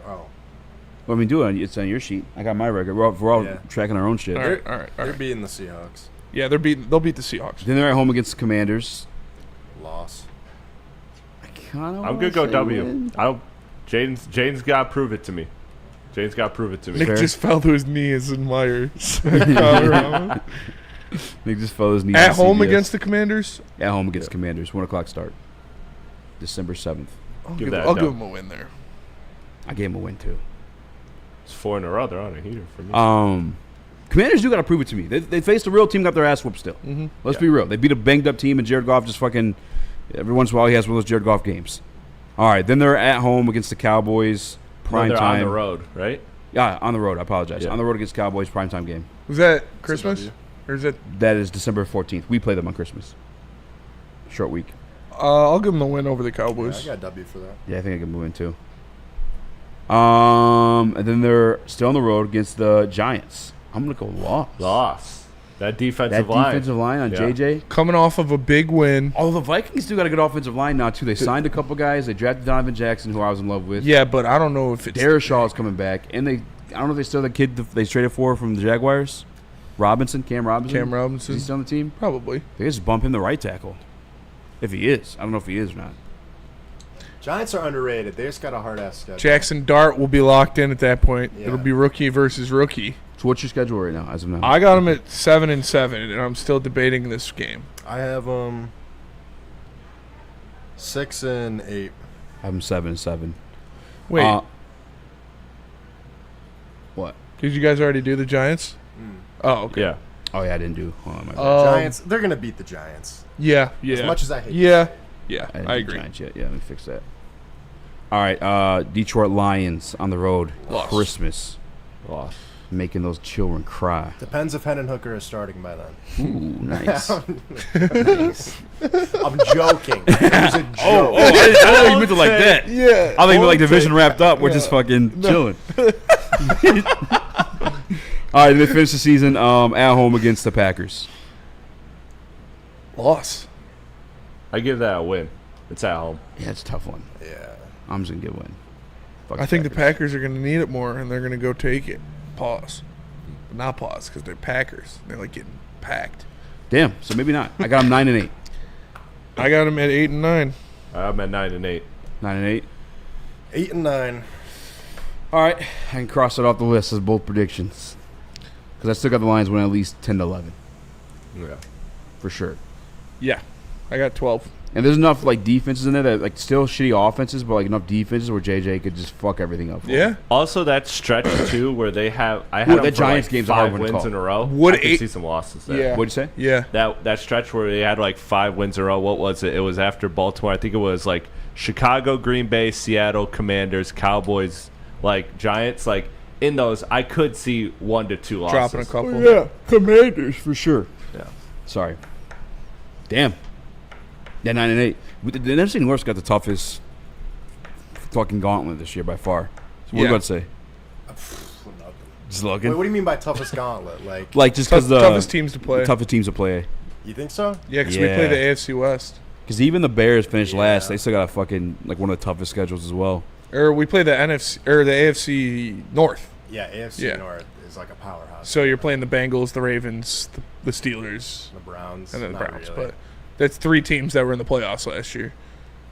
Well, no, the Bengals didn't make it, but we know they're not a They're half slouch. a team. Yeah, they are half a team. That's Big true. Dog Fish and Especially ENT. if they trade Hendrickson. I see your comment. I'm gonna save it for mailbag though. What did he say? Oh, Fuck, I'll just get it now. Or let's go to break. I'll get it. Let's just do it that way. Is that cool? Stay tuned. Stay tuned. Tell us No. about Loom. no. No. Loom Cannabis. Make sure you tap in Loom Cannabis. They got the drink of the summer. The Buzzin' drinks, 7.5 milligrams of THC in a can. Whether you're on the golf course, on the boat, at the beach, sitting around the campfire, they are perfect for any situation. Make sure you tap in at loom.com to find a store near you or place your order online and use promo code WSN30 to get 30% off your order. It's Loom Cannabis.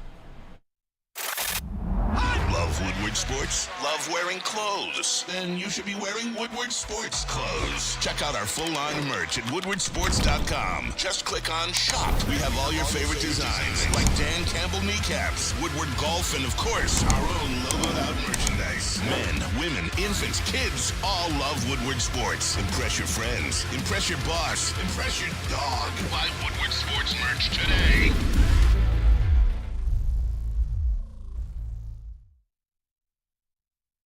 Walk into any Lady Jane's Haircuts for Men today. Open 7 days a week. Sit back, relax, and enjoy precision haircut, scalp massage, hot leather neck shave, and hot towel treatment from one of our talented stylists. Step up your game this season and take advantage of our $20 haircut special.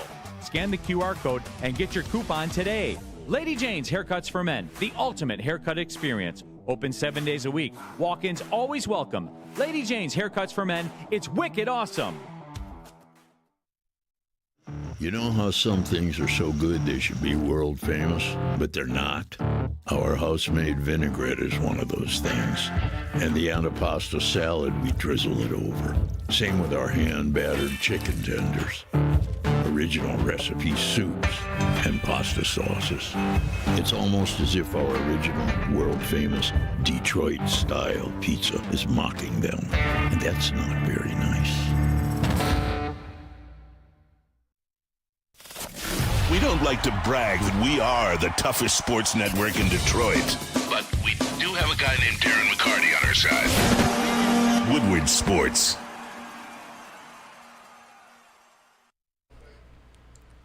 Let me tell you guys about Woodward Sports merch once again because it's so good. The best Detroit sports swag resides right here at Woodward. Go to woodwardsports.com, click that shop tab today, get yourself some brand new merch. They got hoodies, tees, we got hats, it. All of that guaranteed to turn heads. So head on over to woodwardsports.com and click that shop tab today. Get yourself the ultimate Detroit sports swag. What up, though? Welcome back to Woodward Heavyweights Live on Sports.com. Easy to go by Spinball Rack. Hello, mate. Chris Skywalker in the building. Oh, yeah, about a fucking, yeah. Bloody hell, mate. We're talking some fucking football, eh? You're going like Liver King on me over there, just rambling, just saying just random shit. Oh, CTE finally kicked in. They put fucking chemicals in the water to make the fucking frogs gay, eh? I do a lot of accents. Yeah. Like random off the cuff. I had a girl tell me she's going to school for psychology. She's like, you know, that's a sign of what's schizophrenia? Yeah, multiple personality. Yeah. Oh. You don't fucking talk to me about that shit, alright? You fucking tell me. I was fucking having fun here. Oi, I do it a lot too. I'll do it if I streamed the other day. I was like, I'd love to stream, but I was like talking to an Indian accent. I was like, oh, yeah. I don't know if I'd survive. Well, let's talk some football. I was playing what the fuck, Ghost of Tsushima. Like, Yeah. oh, take that, buddy. You know, like, I don't know if I can say that on stream. You know, fuck you, mother bitch. You bloody bitch. You bloody bastard bitch. I think that's the one. I yelled at this construction dude in traffic with an English accent the other day. Hey, fuck off, mate. Because like I was coming home from the gym. I turned down this street, and they're doing road work on both sides in the middle of the street. So I already drove like 2 blocks down. There wasn't any signs. No signs like, hey, you can't get through here. There was no places to turn off. So I just had to turn around and go back to the main road. I pulled in the driveway. I turned around. I was like, hey, you better blow up a bloody sign next time. He looked at me. He was like, wow. What the bollocks? I was like, there's no fucking sign. You taking a piss at me? Big Dog Fishing ENT, shout out. So since everyone's talking about the Lions not winning a Super Bowl with golf, will the Lions win a Super Bowl if they trade for a mobile quarterback, for example, Russ or Kyler? No. Russ is cooked and Kyler's Dude, cooked that would too. be Spencer's hell. If we traded for Russell Wilson, I'd probably off In the myself. prime of your football sports. Yeah, they're like, we're going all in on Russell Wilson. I would jump off a bridge. Mr. champion. Unlimited. I'm You not a ever big do Kyler anything believer. dangerous? I have. It's a Subway sandwich, Russ. It's not that dangerous, dude. He's eating a fucking flatbread. I think that's the joke in it. No, I think he's just cringe. I think he's so corny. Like dangerous to him is Neil showed me a flatbread. video of him doing squats on the team plane in between the aisles. Yeah. Or lunges. I like that. I don't. I think your quarterback should be No, like that. I was always out with that. What was it? He had Marshawn. Like Marshawn couldn't even like talk to him. He had to go through his agent. Yeah. Marshawn that was and weird. Richard Sherman were going to reach out to him when he was struggling, but they had to go through his the team. agent. Yeah, those are 2 guys that won you a Super Bowl, dude. Guys on You your short fucking little team. shit. You share a locker room. They've seen you naked. 2 better players than him. Yeah, it's kind of weird. Didn't he have like an office in the? He had part of his contract with the Broncos was to have an office in the facility. That's funny as fuck. It's fucking weird, dude. That is weird. That's so funny. It's weird. He's just in there doing fake office shit. Yeah. These TPS reports sure suck. Let me He's see got a what- business shirt and tie, no pants. I need a hole Drinking puncher coffee and a out the Russ, window. what are you doing? I got this deadline by midnight. Russ, you're our quarterback, dude. Make believe. Russ, we're on the plane. Leave without me. I got to get these reports to Johnson in 2 hours. What's that toy brand for kids? Like that's all the office material. Yeah. Russ, It's a plastic cell phone. Russ, your phone isn't plugged in. I got Janice on my ass about these faxes. He has a CTE crash on This fucking computer. It won't load. It's fake. Yeah, that's He goes to his fake water cooler. Chad also mentioned Justin Herbert. Justin Herbert, maybe. I saw Dak. Yes. Justin Herbert? Yeah, fuck yeah. 100%. He's kind of a choke artist. I'm not gonna lie. He I'll be is real a choke. about it. I mean, he's on a got shitty kind of the team. same allegations as Goff. Yeah. But Goff has had better our seasons. situation right now is like the best he'd ever had in his career, like by far. I mean, I think a quarterback handing you 4 interceptions in the first half is a pretty good situation for you to be able to win that game. But I'm talking about team-wise. Yeah, but like, I'm specific game-wise. Specific. It's not like his team was bad. That was a pretty good team. There was another question in there. Oh, it was the Ronan saying Goff Shout out Runyon. pre-snap reads, post-snap reads. No, I think it was more like a predetermined offense. I think a perfect example of that, if you go back 2 years ago, a touchdown Amon-Ra St. Brown had against the Green Bay Packers. I think it was a Sunday night game or Thursday night game, where they hit him with the route he had ran like the previous 2-3 plays on the series leading up to there. Oh yeah. And then he cut out for the wide open touchdown. He's like, oh yeah, we knew he was going to do that. It's a predetermined offense. Yeah. I'll do it. And I'm not trying to disrespect. That's just like what the offense. He knows the offense very well. And he knew the offense at the back of his hand. Yes. But his calmness. But although sometimes his calmness is like the Rams playoff game when he just or the 360 no scope against the Bills. The 360 no scope was crazy. It's weird. He's good, but sometimes he just does some dumb. He just looks like an idiot. Yeah, dude. Like what the fuck happened there? Like you just malfunctioned. Like you just had a glitch, a real life glitch. He's good, but just that shit happens sometimes. It's weird. It's just like I think he's shown us a lot more times where he's performed well, but like you guys said, in a vacuum, it comes down to a couple plays. And the 360 no scope was crazy. I couldn't. That hit Matt Milano right in the chest. He didn't even expect it. That's why he didn't take it for a pick six. What the fuck He was like, "Whoa," because there was nobody there. He was just standing there. Yeah, in the Rams game, somebody wrapped him up, but he just turned around and was like, I just threw the ball backwards. Like, what are you doing? Yeah, he does get kind of panicky. Goff gets there. Panicking like a mannequin. Goff gets there, but it's just like, who the fuck gave this guy the keys? Like, he still gets there, but it's just like... I don't think it's that. That's crazy. Skywalker hates Goff. Skywalker fucking hates Jared Goff. He hates Jared Goff so much. I think Goff... like I said, I think he can win. That's crazy. I think he can win. Who the fuck is this guy? Why is he driving? He's the drunkest one here. No, I think that, like I said, I think he's going to win a Super Bowl with the Lions. But there are plays throughout the game where he does something. You're like, what are you doing, man? But that's for everybody, too. I guess it's just kind of. He's trying to fucking. I'm just trying. He's trying to yeah, dude. That's crazy. I'm sorry. I'm watching that wild card game. I want to find that fumble. It was crazy. Thank God we recovered it though. If the Lions don't win the Super Bowl this year, it's gonna get loud. Yeah, it's gonna get loud. Luke's gonna be screaming it from the rooftops. Get this loser out of here! No, he's a good quarterback. He's a very good quarterback. It's just. I've said it all. He's very, very nice. He is very nice. He's actually funny as fuck. I think Jared Goff's hilarious. Jared Goff is hilarious. He's a great guy. He's a great quarterback. Yeah. That game he played against the fucking Commanders was awful. He got panicky and he made bad decisions. Yeah. He can't do that, especially in the playoffs. So, like I said, the first playoff run, he didn't do it. Yeah. He was great. This playoff run, he was bad. So hopefully, the next one, we'll have good Goff again. I would like to clarify, I love Jared Goff. He's hilarious. I think he's a good football player. But there are traits that he has that I will always be honest about. But as a the guy from my team, and as a guy, as just a genuine football player, I think he's hilarious. Gerald Slaughter said Stick is going to have Luke removed from the network. Oh man, you're right. Yeah, good thing you're not doing this for credit. Stick would sign off. Yeah, Stick would sign it. All right, let's go to break. Don't worry, I would, Luke. You stand your peace. Buddies Pizza, guys. They've been around since 1946. You want to know why? Who gave this guy the keys? They got the best Detroit-style pizza because they made the Detroit-style pizza. Originated of the Detroit-style pizza. Use promo code 10MIL. I'm putting you on game to get 10% off said Detroit-style pizza. They got pasta, salads, everything you could dream for. It's Buddies, original Detroit-style pizza. How do people feel about getting a Planet Fitness membership for $15 a month?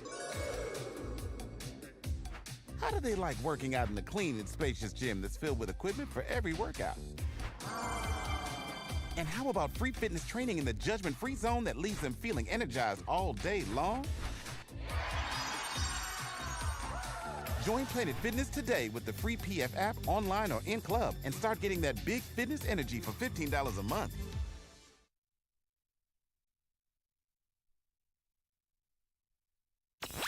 The boys of summer are here, and Woodward Sports is all over the Motor City with the White Claw Tigers Tour.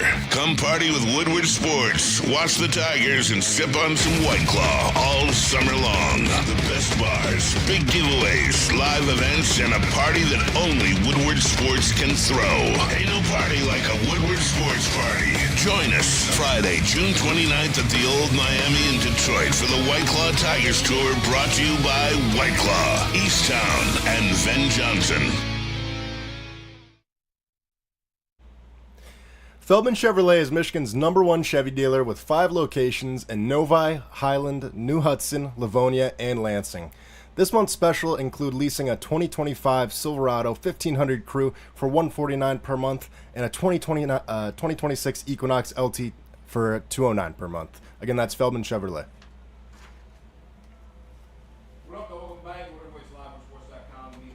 Action. Chris Nicholas Kohloff is not here. We have Skywalker in the building. Chris. Yes, sir.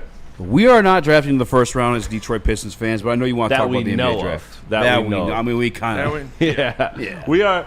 Look. I mean, I think there is a decent possibility that we move up to the first. We got 7 extra seconds. We have all our first. I wouldn't advise us using a first to move up late in the first, but I think it's possible you could be selecting tonight. Like a guy like Noah Pinda, I really like. His comp is like Nick Batum. That's like obviously on the higher side of his comp, but I like a player like that.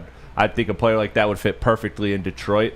And also my guy Raxter Fleming, dude, this guy is like Obi Toppin, like.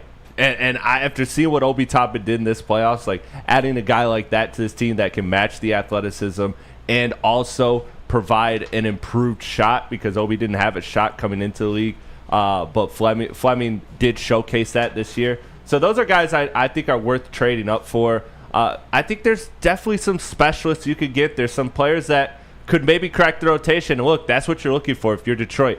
You're not in the position of, at 37, looking for the guy that's going to change your franchise, that's going to step up next to Cade Cunningham. You're looking for people to support Cade Cunningham, and I think that I think that there is some options there, and I'm excited to see how it plays out. So I'm looking forward to it. Would you guys consider moving up in this draft, or you just don't feel comfortable with doing that? Because I knew we were drafting the second round, I didn't. Yeah, pay do a too lot much of attention research. to be honest with you. That's fair. That's fair. Yeah, if you don't know the prospects, then who are guys that they're looking at if they were to move up? Is there if Danny Wolf, if Danny Wolf's in striking range, Danny Wolf's probably not going to be a first round pick. Yeah. That's what I'm saying. Yeah, I'd move up for him. Move up in the second round. Yeah, those are I start off with the two guys that I would move up to get, which are Noah Penda. Again, a comp of him is like Nicholas Batum. And then Raxter Fleming, who his comp is like an Obi Toppin. I think those are players that archetype-wise fit very, very well with what Detroit needs. Detroit needs wing and athleticism and three-point shooting. Look, I know that they want to get these specialists. There's guys like Kobe Barea that I like as well, but if they're not athletic, I don't know how much Trajan is going to gravitate to them, because this team's identity is a lot of getting out and running. And Raxter Fleming is great in that he finishes damn near 75% field goal percentage when he's in transition. Like, the dude is an absolute freight train, while also showcasing an improved three-point shot this season. So I like a guy like that. If you can move up, 26, 27. Brooklyn's got 5 first-round picks. 26, 27, I think, are Brooklyn's last 2 picks in the first round, and if you can move up to one of those, they'd probably be enticed to trade that because they have 5 first-round picks. I think you could get up to there. I'm excited to see the Nets, see what they do with all those picks. Yeah. But to the mailbags, shout out to Desert Stallion asked, who would you rather have, JG16 or Baker? Also, Burrow isn't mobile either, so would you say he and Goff are the same tier? No, I think Burrow actually is a little bit mobile. Like, I think a lot of people confuse mobile with scrambling. It's not. Yeah. Like mobile's just extending the play. Joe Burrow's amazing in the pocket. Yeah. I mean, he has one of the best pocket presence. Wait, Joe Burrow or who? Goff. no. You say would you say they're in the same tier? Oh, Joe Burrow. No. Dude, Again, Joe Burrow. Joe Burrow is mobile. That guy the car keys. Mobile is resetting the pocket elsewhere, getting you to throw off. Like, and he could just do it. He's a gamer. JG is like, you need it. Hey, bud, this is what we're doing. Yeah, no, Joe Burrow's better than Jared Goff. Excuse me. Come on, guys. No. Come on. But who would you rather have? But Goff or also, Baker? I realized that the guy that was arguing with me on Twitter about PFF stats, he doesn't know what he's talking about because he said that They don't know what the fuck. he said that Penei Sewell only played 23 more snaps than Lane Johnson last year. What? When he actually played 208 more snaps than Lane Johnson last year. So, like, why don't you screenshot that? I mean, I tweeted him back. He said 23 snaps make the difference. I said no, but 208 kind of does. L's in the chat. Oh, so he tweeted back. Yeah, we went back and forth a little bit. He said that the rates. It doesn't matter the difference of snaps because the rates are the same and rates go by no matter. But I was like, yeah, but the extra snaps would change your rate. But if you have 12 games worth of snaps played more than somebody, there's more opportunity for you to have a bad game. And one bad game, that was my whole point. One bad game when you're that good is the difference between 1 and 2. And so if you haven't played 12 games as much as the other guy, you're probably going to have one sack in there. 1,000,000%. An example, if I gave you a basketball, said shoot three-pointers. Yeah, you go 3 for 3. Yeah, or go 2 for 3. Yeah. You're at a 66% clip. Greatest shooter of all time. Now shoot it 10 times. You think you're shooting fucking 66% from 3? No. Probably not. No, the fuck you're not. Probably not. Okay, yeah, whatever. Fuck that guy. Yeah. Luke, I'll go Skywalker. That was a good stroke. I don't know, maybe. Okay. What day of the week is it? You playing IM basketball? It's a Wednesday. A little bit, yeah. How's IM champion? Division 3, Mark D'Antonio. JG 16 or Baker Mayfield? Who you taking? Lucas. I'm taking... I can always call you Lucas. Luke. Oh, Baker Mayfield. I'm probably still taking Jared Goff. Yeah. He's not a bad quarterback. That's not what I'm saying. I think they're pretty comparable when you look at level of talent. And Goff's been here longer. He's talking like he's a politician. Around. I think that they're both very... No, I've said it before. I think they're in the same tier. Them and Dak. And so I'd take the guy that's been here for a couple years and he's more familiar with the players in the offense. DNC ENT asked, more psychotic, Jones. Alex Jones, John Jones, or Chandler Jones? Chandler Jones. Chandler Jones. Yeah. Had the dick out on IG Dick Live. out crying. Talking about aliens. That's... Can you put your sounds like an episode of Heavyweights. It does. For our next topic. One last one because he asked first. Big Dog, Fish, and ENT. Where is it?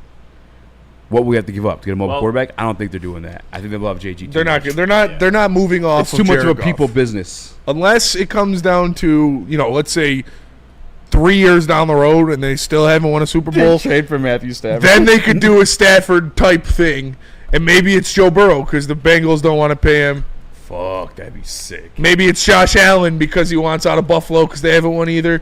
But no, they're not going to move on from Jared Goff anytime soon. So I did see Deontay Johnson admit he didn't want to go to the game because it was cold.